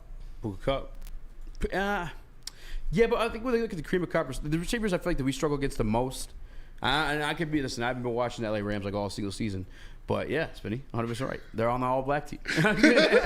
No, but I never seen one boy put up 200 on the Lions. No, but that ass, they're those like athletic, like game breaker type. I mean, the CeeDee Lamb, Justin Jefferson. It's clear Puka's like, pretty athletic. Puka's pretty athletic, but I don't know if he's doing the things that Justin Jefferson or CeeDee Lamb are doing. Like, I think Puka is. I don't want to be disrespectful. Puka is a good wide receiver. Don't get me wrong at all. I think he's like. He's what? More of a product. Say it. No, he's I a want good to say it. I locker don't room want to say guy, that. huh? He's high motor. Yeah. Sneaky athletic. Sneaky athletic. No. Puka is athletic. No, Puka's good. He's not CD Justin Jefferson good. That's I guess is my point. He's not, but those two. But he's like Jordy Nelson good. I think he's better than I think he can be. At least from like what I've seen, can be better than Jordy Nelson. Yeah, he's like Julian Edelman good. No, I'm not saying he's that. I really don't think he's that. I think he is more athletic than those guys. Like he's like an Adam Thielen. I think it was like 2 weeks ago. He's catching like a lot of deep balls from Stafford, like over the head, like just like sicko mode shit. Puka's been a dog all year. He's an absolute dog, but I just don't think he's like the Justin Jefferson. Even if though he's better than Chris Durham, AG, that's for sure. Think about it this way: Detroit Lions fans, we witnessed arguably the best receiver of all time put up he has the record for most receiving yards in a single season. Those Danny Amendola years were pretty good. In less than like 17 games that you guys have now. Like Calvin Johnson put in work, but we were never cashing in victories alongside it. We never won a division alongside it. And I think that's like the same philosophy somewhat that AG has here. It's like we could have these wide receivers go off against us, but none of those teams this year, or even going back to last year, okay, whatever. The last one I'm not counting. But none of those situations are typically walking away with a victory. Like the Vikings did it against us last year with Justin Jefferson here at home. We whipped their ass decidingly. I think it was by double digits. A similar situation this year, again, with the Minnesota Vikings. Justin Jefferson, he's just a dog. He's going to go off every single time. Okay, we walked away with the W in that situation too. And with CeeDee Lamb, we would have walked away with the W. I don't give a fuck what right, says. But I'm just saying, what has been consistently the thing that's tore this Lions defense More apart while it's played great is elite receivers. And again, there's nothing wrong. You're talking about, two of the top 5 receivers in the NFL. So it's not necessarily a bad thing, but it is a problem that I'd like to potentially avoid. God hates cowards. Well, no, that's not who said it. God damn it, I missed it. The chat's gone. Oh, it's Eco 4 Whiskey. Puka is not white. Brother. Nakua is a classic German name. What is wrong with you? He's spicy white. Yeah. Nakua? It's a classic household English name. Now, he's friends with Dana White. Like, he's white enough. Yeah. his best friend is Dana White's son. Like, he's white enough. No, I think he's Native American or something. He's spicy white. He's got something in there. He's either Native American or he's or an Islander. Samoan. Yeah. Island boys are the dogs. I ain't gonna lie. All right, okay. I think I decided. I think I would rather see the Packers in terms of like winning. Yeah, now that you know Puka's not white, you're scared of him. No, I know that Puka's not white. A lot more athletic than I thought. Oh shit, you're right. I think I'd rather. He's see the Samoan, Packers, Hawaiian, and Portuguese. There you go. Did you know? No white in there. Samoan, Hawaiian, and Portuguese. Yeah. It's Juju Smith-Schuster is Samoan too. Did you know that? Yeah. He acquired the nickname Puka, meaning fat and chubby, in Samoan due to his size as a baby. No way. He grew up in Utah. Okay, he's white. Yeah. Forget everything we said. Forget everything we said. Yeah. If you grow up with Mormons, you're white. Yeah, so we ain't scared of him. Yeah. We ain't scared of him. No, I mean, as much as like the drama behind it would be more fun, it would be a lot more nerve-wracking watching Matthew Stafford head into here. But I think the Lions will win either situation. Plus, you got the game breaker of Aaron Donald too. Like who was and Sean McVay. You know, I'm about to look up who's starting on that offensive line for that game. I think you. Oh yeah. I think you. I think you win the coaching matchup against the Packers. It's close. For sure. I think you win it. I Yeah. don't think you win the coaching matchup against the Rams. That's fair. That's fair. I agree. Both sides of the ball too, by the way. Sean McVay's a genius, and when you got Matthew Stafford back there, you almost make anything happen. And Stafford is much better than Jordan Love. Fuck yeah. I'm just saying. That's why I picked the Packers. And it would be boring. Don't get me wrong. I want the Rams. I want that scenario to go down. I'm also not necessarily discounting that from me still being Chris Pugh said, "You Mormon, you white." Yeah. I mean, that's fact. You, Ezekiel. I don't make the rules, but those are the rules. Ziggy did go to fucking BYU. That's pretty wild. He did. He got. I mean, he was. What's it called? What do they do? I don't know. I don't know where you're going. The Mormons. They go on like. Missionary or like pilgrimage mission trips or something. Yeah. It's not missionary. No, it's not missionary. Reverse cowgirl. Doggy trips. Doggy style. What's it called? I think it's some of a mission. It's something like that. I can't remember. But when they go to a different country it to is save some people, sort of mission trip. Yeah. Convert them to Mormonism. I think Jordan Jackson. Was Frank? Did Frank play that the last game against the Packers? No, I don't think he did. That was Thanksgiving. Yes. Is it just missions, Brian Perry? Is it just missions? I think it is just mission trip or something like that. Jordan Jackson was for sure out for the last one. I don't know about Frank. I'll have to. And the funniest part is if they go on these missions and they see a fucking Ziggy Ansah, they're like, "Hey, we got a pretty good football team." I knew, like, the Mormon shit's cool too, but like, come play for BYU. Well, you know how they play it. God wants you to play football. That's true. God spoke to me. God spoke to me. He could see you in the NFL draft. Top 10 pick. Easy. God spoke to you. Confirmed Mormon? Yeah.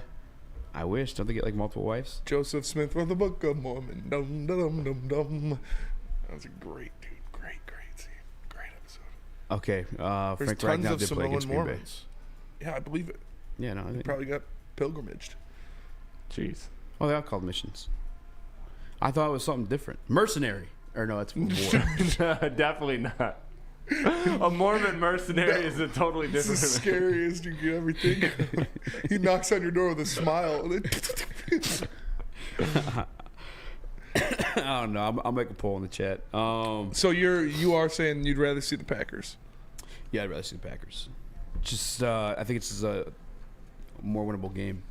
Like the toxic side of me wants to see Matthew Stafford. Don't get me wrong.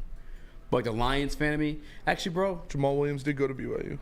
Fuck it. I would rather see the Rams just because I'd rather lose to Stafford than the Packers. Like, I would be fucking pissed if we lost to Jordan Love and the Packers. I would be livid. Yeah. At least if Stafford came here and did it, I'd be like, okay, Sean McVay, Matthew Stafford. Wait, I'd be more pissed losing to the Packers than I would. I don't know. You said the Stafford loss would hurt more, and I said it wouldn't, and you were coming to me for it. Hurt, yes. Hurt and pissed is different. Okay. All right, Brett Allen. All right. I would be angry. Right, if we lost to the Packers, I would be like pissed off, angry. If we lost to the Rams, I'd be sad. You'd be crying. Yeah, I'd be barred. I mean, bar either way. But like, does that make sense, right? What the fuck? I mean, yeah. I guess. What do you mean, you guess, JB? Would you be more sad or angry if you lost to the Packers? I'd be more angry. Now, if you lost to the Rams, more sad or angry? Sad, see what I'm saying? Still, like I'm gonna angry still be cry upset. versus sad cry. I'm still gonna be upset regardless. Angry cries are the worst. Angry cries are Punch the in worst. the air. Because you're like mad at yourself at one point. Yeah. Fucking crying like this dog. I don't think there's an uglier face a man can make than like an angry cry. Yeah. Oh, for sure. You feel it too. Yeah. Like your muscles try to resist it. Yeah. It is the worst. Mercenary. Goddamn, Easy's a cousin. Yeah. Hey, what the fuck's my crab ragoons at $367, bitch? Mercenary is wild though. Yeah. Mormon mercenary. Missionary and mercenary were you? Common Sense is awesome Detroit storyline. Pile driver. Goff beats a team that threw him out like trash and bury the Stafford legacy. It would be a great story. Then Dallas to avenge the last week's loss. It's what bards used to write songs about. Also, Taverns Eazy or could, pub, what? Yeah, like playing in Eazy could get Skyrim. You off walking. all of the most Jared golf hate Goff. in the world. Think about that, Eazy. You could get First of off his all the name. most golf hate in the world if Sean McVay if said Matt he was Stafford to won in blame. Detroit. Wait, what'd you say? That's actually bad. That's a bar. What'd you say? What'd you say? Then what'd you say? He said Jared Goff, first of his name. Sean McVay said he was to blame. You just keep going. I could spin off that ball here. What'd you say, Chris? Yeah, that's exactly where I'm going with it. Is like with the Rams, you could say exactly where I was going. You can get your golf hate off to like the highest degree. Oh yeah. Spencer, if they beat the Rams, you got to make that song. Make a Jared Goff. You got to make that pub Tavern song. ballad Yeah. like I'm a bard. All right. Jared Goff, first of his name. Sean McVay cast him off because he said he was lame. Yeah. And then he gained the fame. Wasn't there rumors against that the game Jared Goff had against the Rams slain his wife or something like that? Wait, Sean McVay's wife, wasn't it? Was that like a rumor? Yeah, that was a rumor. That was a thing. My wife was slain. Jared Goff. I had to get revenge because my wife was slain. Sean McVay caught her giving brain. What did he say? Jared Lucy Goff said he Moore leave the Smart. pussy slain. Huh? Yeah. Huh? Yeah. I like Pussy it. slain, give him brain. Yeah. Trade him off because he was lame. Stafford went to Awfully LA. hot coffee pot. Revenge he It's an gained. awfully hot coffee pot. Should I Revenge he drop it gained on in the Donald game. Trump? Probably not. Dude, that shit is so fucking bad, bro. Go. All right, let's go to break. We're getting a little cousiny. And let me tell you about Lady Jane's. Come to Lady Jane's Haircuts for Men for an award-winning haircut experience and register to win a trip of your dreams. And all expenses paid suite for the 2024 NCAA tournament. That's right, no expenses spared for you and 5 of your best buds. Lady Jane's Haircuts for Men, open 7 days a week. Walk in anytime. It's wicked awesome. Since the dawn of moving people, Chevrolet has led the way. The world of transportation is changing. At Feldman Chevrolet, we are leading the charge forward. With every electric vehicle, every mile traveled, one Feldman at a time. The company that puts more Chevys on Michigan roads is now the #1 name for Chevy electric vehicles. Brace yourselves, Detroit. As the sun begins to set, 2 of Woodward Sports' brightest young stars will be taking the mic for a brand new show. Woodward Nights with Spooner and Broder. The dog days in Detroit are over, and the boys are unleashed. Join in on the banter and hop on the bandwagon of the #1 night show on the internet. Tune in to the Woodward Sports YouTube channel every weeknight from 8 to 10 p.m. Woodward Nights with Spooner and Broder.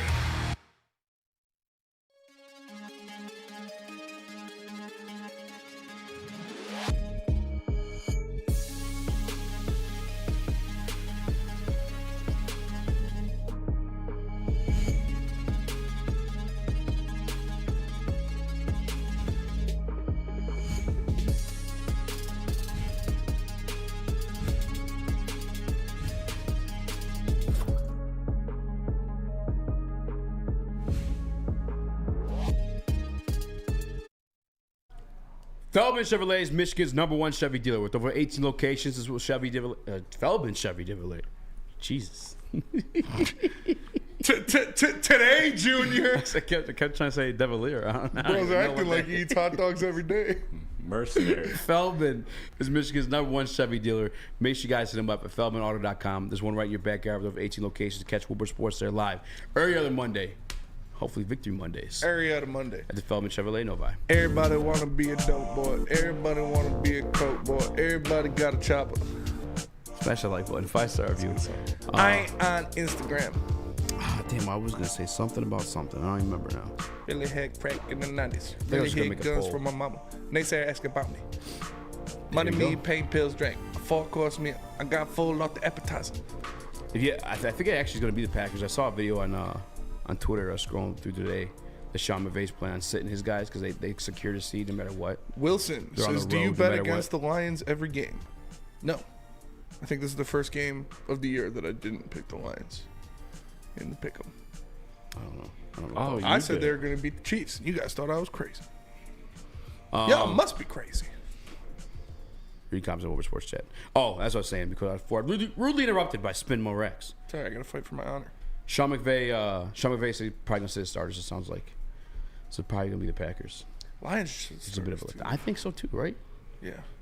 Well, because like we're probably locked into the third seed. You need the Cowboys and the Eagles to lose. Need both of them to lose. And both of them are trying to win because they're fighting for a division, and they're playing the Commanders Durs and the Giants. Yeah. So just bench them. Right? I don't want to see. Yeah, like I'd much rather play the second string guys all day. yes, me too. Not even close. Because you still might be able to beat this Vikings team with your second string guys. I mean, Dan Campbell said that like CJ is still gonna play. He said he wants to see him out there. I like that. Looks like whatever. I'm cool with that. They're on their 5th quarterback, bro. Just play the second string. Yeah. They're literally on their 5th quarterback this year. Did you or did you not have Lamb anytime TD? Yeah, I did for sure. Yeah. Did Lamb, you Quorum. did. JB, did you? I did in my own personal parlay, but it didn't hit. So Every single one of my legs hit except for Dak, 15 yards rushing. I picked the Cowboys in the pick 'em. Dirtbag. If you watch the pregame show, I gave you the 12.5 longest reception for Reynolds. That's his only reception. Only 19 completions from Goff, man. Mm-hmm. This should be a day that we're shitting on him, but just everything that hurts. And he did make the drive to come back. Yeah. Honestly, they wouldn't have had the 20 points if he didn't throw the interception, but it is what it is. Mormons do missionaries, says Dan. They Mormons can have do it all. multiple wives. Easy's just mad that the refs screwed up his golf topics that he had to get off this show. Mormons get a bunch of wives. They do. I don't have too many. No, I didn't really have any. I got my golf stuff off. I guess he confuses me, man. Maybe he's just a different coverage. Dallas obviously a better defense. That's probably what it is more so than anything else. But like, he was throwing out to the numbers against the Denver Broncos. Mm-hmm. A couple of them against the Vikings too, and then here we go against the Cowboys. Just a better defense. That's all. They capitalize on those shit throws. What's the knock All on due Penix? respect. Says Peaceful Tim. No knock for me. There's no knock for me. He's a little old. He's 23 years old. It's not even like that bad. Yeah. 24 where he gets drafted probably or something like that. That's a lot younger than I you. don't understand that. Like, I don't get why people like bitch about that. Like, you're trying to cash in on a good player on a rookie deal. Why do you give a fuck about his age? Why do we care? No, I'm just saying, like, No, if, I if know. you're looking at something. No, I'm not saying to you. I'm saying to like just Yeah, like I don't care. anybody who's got that gripe. It's like I don't give a fuck. I how would old draft he is. Penix. Yeah, I would draft Penix too. Like, he's for sure going first round. There's no way. Yeah, 1,000%. He's going to be probably the third quarterback off the board. I think was it you in the chat that put you take him over Caleb? No, that's Lucas. That was Lucas. I don't even hate that. To be honest with you. I mean, I kind of do. I think Caleb's special. But That's he'll true. probably go, like I said, he'll probably be the third quarterback off the board. So you think Caleb, May, Penix? Yeah. Yeah. I honestly wouldn't even be What surprised about if Penix ended up number going one second overall either. pick? JJ. JJ McCarthy. Yeah, What no, about him? that's not going to happen. Is he still first round for you boys? Yeah. He's like second round. Second round. Is he Will Levis? Is he Will Levis? This guy could go number one overall and then gets drafted in the second round. How about the freaking? He is kind of Will. I don't know. Little Wevesy. Yeah, I guess kind of. He is a little Wevesy. Yeah, Will Wevesy. Completely aired. That's why Booner likes him so much. Booner does love Will Levis. He got hurt this past weekend. Worst of this round. He's coming. Funny. He's coming to defend his name. He's pissed. Yeah, I don't know why you He's a got little so fiery. pissed. Dude, he's been. Nothing. Why'd you get so mad? You look offended his pissed. Will Levis honor. We just said you love Will Levis. I was clipping your guys' show and there's just Pistons clips. I don't know what to say. We're not doing Pistons Oh yeah, clips. don't do that. Do not No. post I'm just like, I don't know what to. I'm trying to caption it. I'm like, I don't even know Do that. not post. No, do please not don't post a post a Pistons Piston clip. clip. What? What do we ask the people about the Pistons? Do not post a Pistons Oh. clip. Are they just getting? Is that how that works? Like they're just now getting the. No, every 10 minutes. Why are we doing Pistons then? I don't know. Don't post a Because you Pistons guys talked about it earlier in the show. But we really talked about it for like 30 seconds. Yeah, we talked about it. Not even About a the whole Pistons, second. A baby. Dude, if you post a Pistons clip, I'm breaking your laptop. Hey, relax. Whoa! Relax. Don't Just trying to sabotage Won't us. break That's you. what I'm saying. Hey, yo. It's all right, Spencer. I clipped their show. So. Sabotage? Yeah, there you No, go. I don't clip the show. He doesn't clip it, I he just I get the clips. So relax. Who clips the show? I'm not. I won't. I want their head. throw How in about? names. So Yeah, we, if they're clipping Pistons shit, they should fucking. No, see me we in the love the people who clip. we thought you looked pissed off because we said you love Will Levis. Yeah.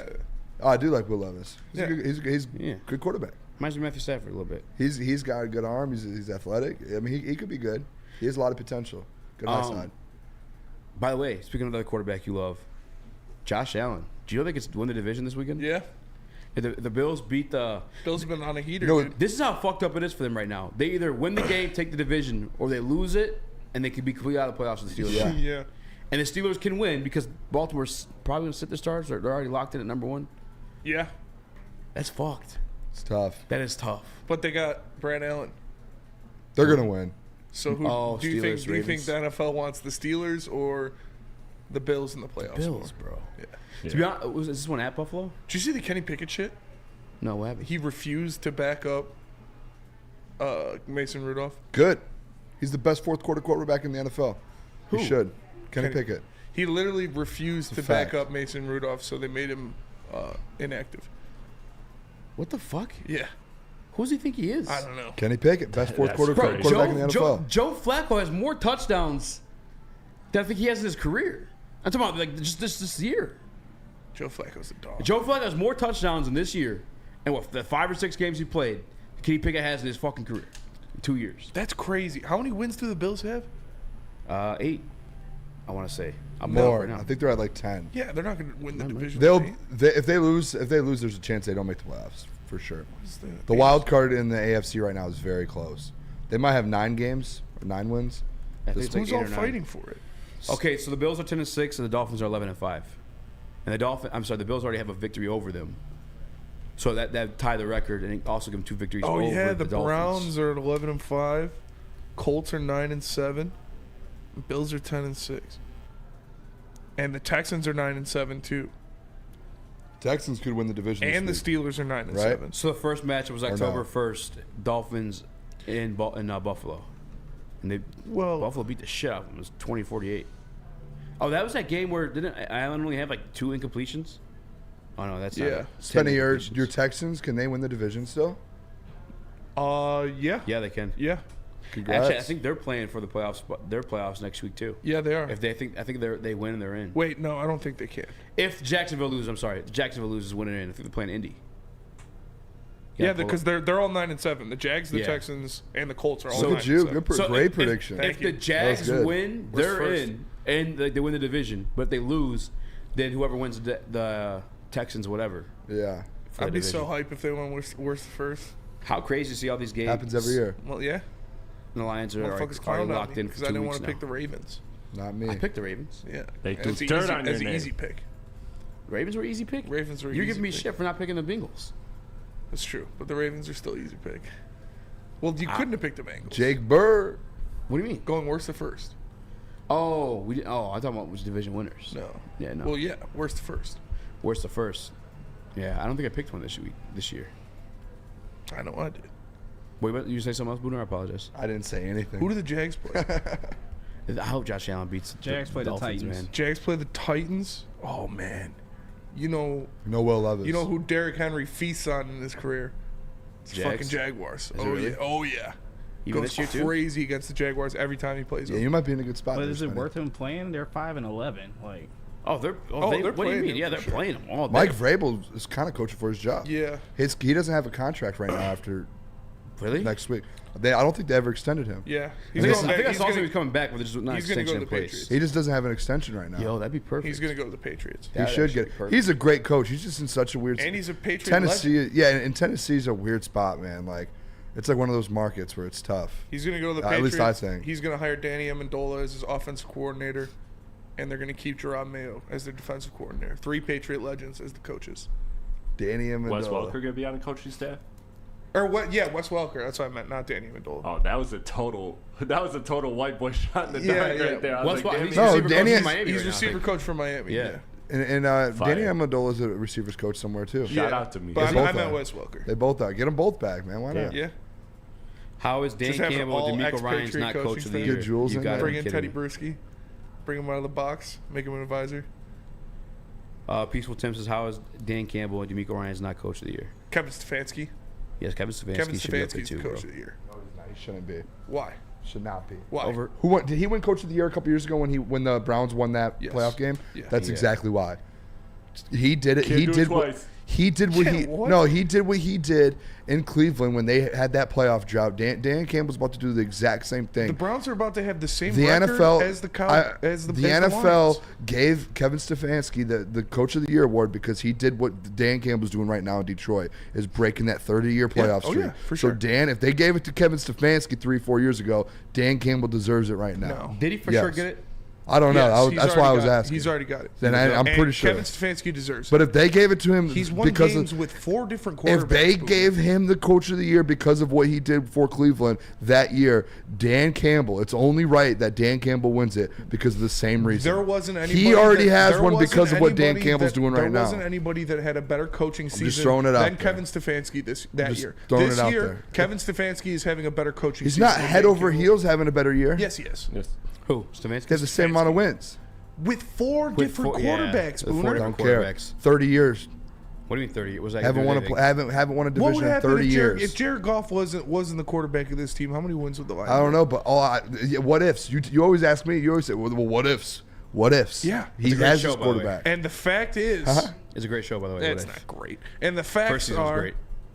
Second season. I wish I coming could soon. Kevin yell. Stefanski has won Second 4 season, all games female. with 4. Okay, one I games agree. Like with he 4 should be different in. He should be in that conversation. He's winning it. But if Kevin Stefanski got handed Coach of the Year because of what he did for Cleveland a couple years ago and broke that streak, It's Dan not linear, man. Dan Let's regroup. Campbell Let's is regroup. doing the same thing. It's not He linear. deserves it as well. There are other factors that All right, go into hold it. on, tell us Like a about guy Big Boy. having a better coaching Same season. wins, won Who's in the the show first with it? division in Who's in the 30 show? years that no other coach could do. Talking about 4 different quarterbacks, how many different coaches couldn't go win a division in Detroit? Dan Campbell's done it. You want to hear my take? I don't think Dan Campbell's coach of the year at all. Just because we knew he was going to be good coming in this year. What are you over there wearing right now? Hot dog suit. This is a me and Spenny conversation. Shut the man! I'll beat your Let ass me in this hot tell you dog about suit. Big Boy. Wintertime in Detroit Blame is them. always better with comfort foods from Big Boy. Try the veal parmesan or the new Southern Comfort Chicken Bowl. How about breakfast? The stuffed potato pancakes are back. The classic lumberjack, Santa Fe Garden, also the new apple pie hotcakes that are too good to miss. Top it all off with a gingerbread shake for dessert. Stop by your local Big Boy today. Where's the most convenient place to get that big fitness energy? It's Planet Fitness. Join today for just $1 down, $10 a month. With over 2,400 locations and equipment for every workout, you can get in, get energized, and get going. And with free fitness training and most clubs open 24 hours, everyone belongs in the judgment-free zone. So join today for $1 down, $10 a month, no commitment, cancel anytime.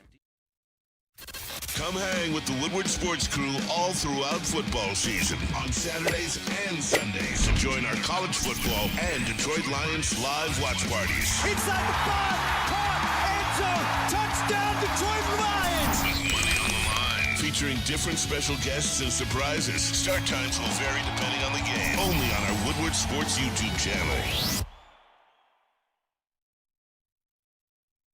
Your home is your most important asset. Flexibility in the sales process is key.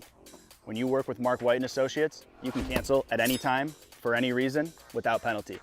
Speaking of flexibility, check this out. Who you work with matters. Hire the best broker in the game.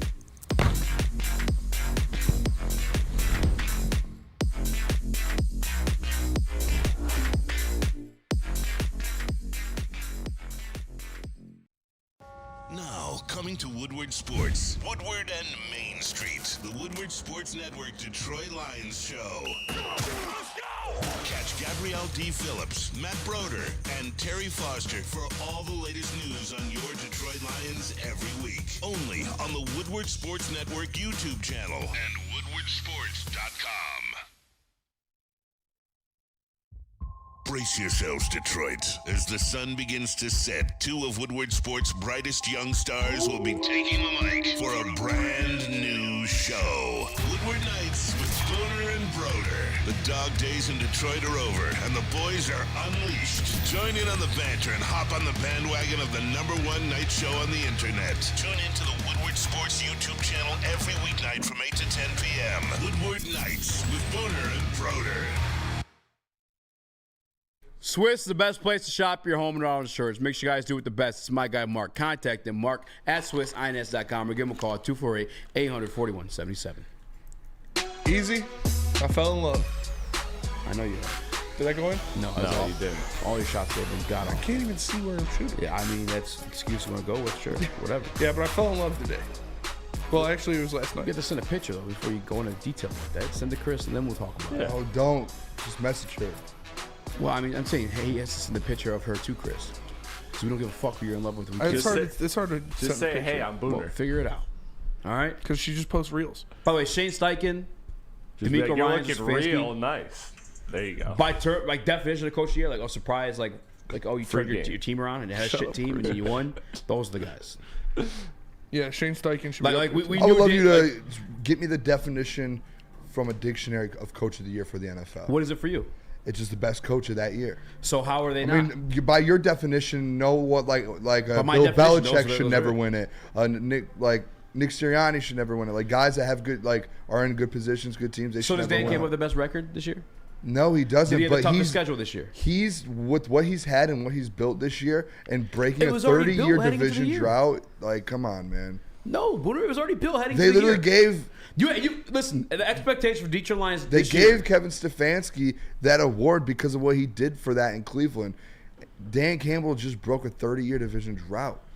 brother. Yeah, but every season has They knew new that was gonna context. happen this Every season. season has new opportunities. You guys are arguing with me new like stories. it's like way off. Like Dan What- Campbell I wasn't just don't like understand Dan this. Campbell wasn't minus 200 favorites from January 1 of last year all the way until about 2 weeks ago. Like he was the biggest odds-on favorite. I'm just saying it doesn't So make to for him- say it that doesn't he make shouldn't sense be for him to no be. to say that he shouldn't be in the conversation at all is just completely Who said wrong. No, I didn't he say did. that. He said I'm going to be honest. Rewind it. You said I'm going to be honest with you, Booner. I don't think he's in the conversation at all anymore. I don't know if that's what I said, but That is- I was no. That's not what I said. I gave you three names of the people that should be it. I gave you Kevin my Stefanski, gosh. D'Amico Ryan, and Shane Steichen. You want to know why they did more with less? Yeah, that's why Dan Campbell's going to win it last year because he's doing more with less. If the Texans win their division, that's more impressive than the Lions winning their division. It is impressive, a but the million Lions percent haven't more done it in impressive. 30 years. It's a 1,000,000% better coaching job. Chris, you Like got the those Lions are the pictures in? odds-on favorite to give win me the one NFC second North. here. Like that's like for everybody from my Vegas, lordy. everyone. She's I just so wanna look at a she's couple like things so here real pretty, quick. dude. Brian Dable won it at 9-7. Mike Vrabel won 12 games, won it. Kevin Stefanski broke that drought in Cleveland and won it.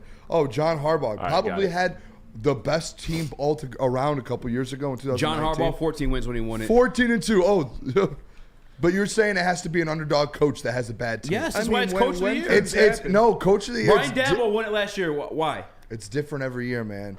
There's not it's different not every the year. So why are you it's bringing not up another always the year? coach Yeah, that it is different every year. Yeah, Brother. it's narratives. There's a lot of things So with the- it. the And narrative of that Kevin fits, Stefanski- that fits what I'm saying is because Dan Campbell has broken the 30-year division drought in Detroit that how many coaches have tried to break. But we knew Sorry, that was my voice. happening. I I don't know how I'm going to do a 2-hour show tonight. My Fine. voice is Okay, look at these pictures. voice is done. So this is who I fell in love with on Instagram. No one cares. Her name's Shark X Bay. Her actual name's Kylie. She's so hot. She's very hot.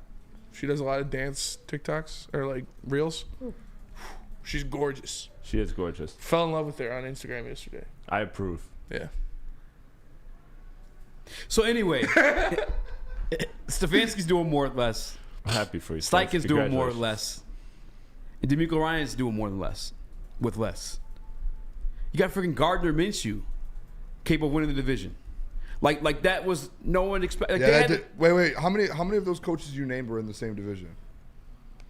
3 of them, 2 of them. No. So that division's just trash. No, they're all above. No. They're all well above 500. They're all well above 500. That's just okay. Above 500, they're all It's, playing. it's actually a good division. It's not a great division. They all have 9 It's- wins, it's all a good fighting for a division. wild card North. spot. They actually, I think that the Colts. Are beat they the gonna have any Ravens. wild card teams if they don't? Whoever doesn't win the division, probably not. Yeah, they are. Come on, What do you mean? They're not. Booner, what do you mean? this is ridiculous. It's man. not ridiculous. The Texans are gonna make the wild card, and or the Colts are making the wild card, or the Jags are making the wild card. I'm not arguing with I know those guys should be in the race and potentially win it. But it's about who you did more saying with Dan less. Campbell should not be in that race is I never said that. He's in the conversation. I'm just saying he doesn't deserve the award. I think who deserves the award is the guy who did more with less. We knew Dan Campbell. The roster got better this offseason, by the way, too. I mean, how about this? Can I give you this? Can I throw a little reverse Uno card at you? For as bad as you think Jared Goff is, and as bad as a quarterback you think I he don't has, think Jared Goff guess is bad. what? They're still I'm just not dick riding him. I'm not saying you are. no. Sean Fine, O'Malley it's- likes her posts. I don't let's got be a honest. chance. What'd you say? I'm just saying, let's be honest. I know Jared Goff is good. Sometimes I just don't he dick still by him like a finds lot a of way people to want win. to. He doesn't find a way to win, but the coaches do. Finds a way to lose. Did this last week. Shark X Bay gave me crabs. Denver, you're right, You're a man. lucky man. There's no convincing Eazy, man. You're lucky Convincing me man. of She what? can give me crabs any day of the week, bro. I've always been a fan What are you of the convincing sea. me of? Yes. To me, it's a guy who has the best coaching. I'd eat the corn. Who's out of coached her the shit. best in the season. And when it's all very close, right? You're talking about these It's 9-win not very teams close to to get me it. at all, though. You're talking about these 9-win teams, man. Like, he has 11 wins, potentially could get 12 on Sunday. These 9-win teams, one of them would end up being 10-win. I mean, this roster started 1-6 last year, and he turned it around. But that's last year. This is this year's award. That's what I'm saying. I mean, come on. Last year, Dan Campbell should have and could have got Coach of the Year. Come on, 100% agree with that. This year, no, bro. We knew this was going to happen. Were the Detroit Lions not favored to win the NFC North? Just keep giving 9-win teams. Were the Detroit Lions not favored to win the NFC You North? should just, you know Can what? you answer the question? No, this Can is you what we're answer the doing. question? Every year, year Can after you answer year, the question? every team that wins So you're 9 not gonna answer games, the I question. want you to give that coach of the year. That's 9 not games. the That's the context requirement. at all. You can't the get over context 10 is one wins. with Gardner Minshew. No. The other context is one guy had fucking 4 different quarterbacks. Yeah. They're all in the same division. They got The other 11 context is the all guy has a healthy average quarterback. teams. The Browns No, have two of them are in the 11 same wins. If the division. Lions play those teams, they beat them. The Browns have 11 wins. They have the same record as the Lions. I'm talking so about if the Browns are an And they- average No, I'm team, talking about the Lions Colts are and an the average Texans. team. I'm talking about the Colts and the Texans. I'm sorry. But they're doing more and less. He's changing all these different things. Booter. That man's throwing Booter. Ron Rivera in the Booter, conversation. who was the favorite to win the NFC North this year, heading into the season? Who cares? He still Who- got the just job answer done. the question. First Who time in was 30 favorite? years. Got it done, right? Who was favored to win the Okay, NFC that's North? what I thought. 30 years. Who was favored to win the NFC North? Just wanted to let you Can, know. All you- right. can you answer the question, Booter? Who was favored to win the NFC North? It was the Lions. I'll answer it for him. Okay. Brian Perry is right. Brad Holmes does take GM of the year. Yes, Brad you Holmes should. for sure GM of the The year. Oh, but wait, Lions- there's probably the some guys on the Lions Colts that that'll are do great, it. man. Appreciate They got you all. Gardner Minshew. Tuning in That's the to coach of the year, Global not GM of the year. Heavyweights You live got a on great Woodward backup Sports.com. quarterback. Guys doing more Make sure you with less. like and share You the go to stream. If you're listening NFC on audio AFC platforms, South, they are. leave a 11 seasons of the 5-star review. heavyweights. Appreciate Same you thing all. with Kevin We'll be Stefanski. back More with tomorrow. less. More with We'll less. see you guys. Peace. Just the same with less.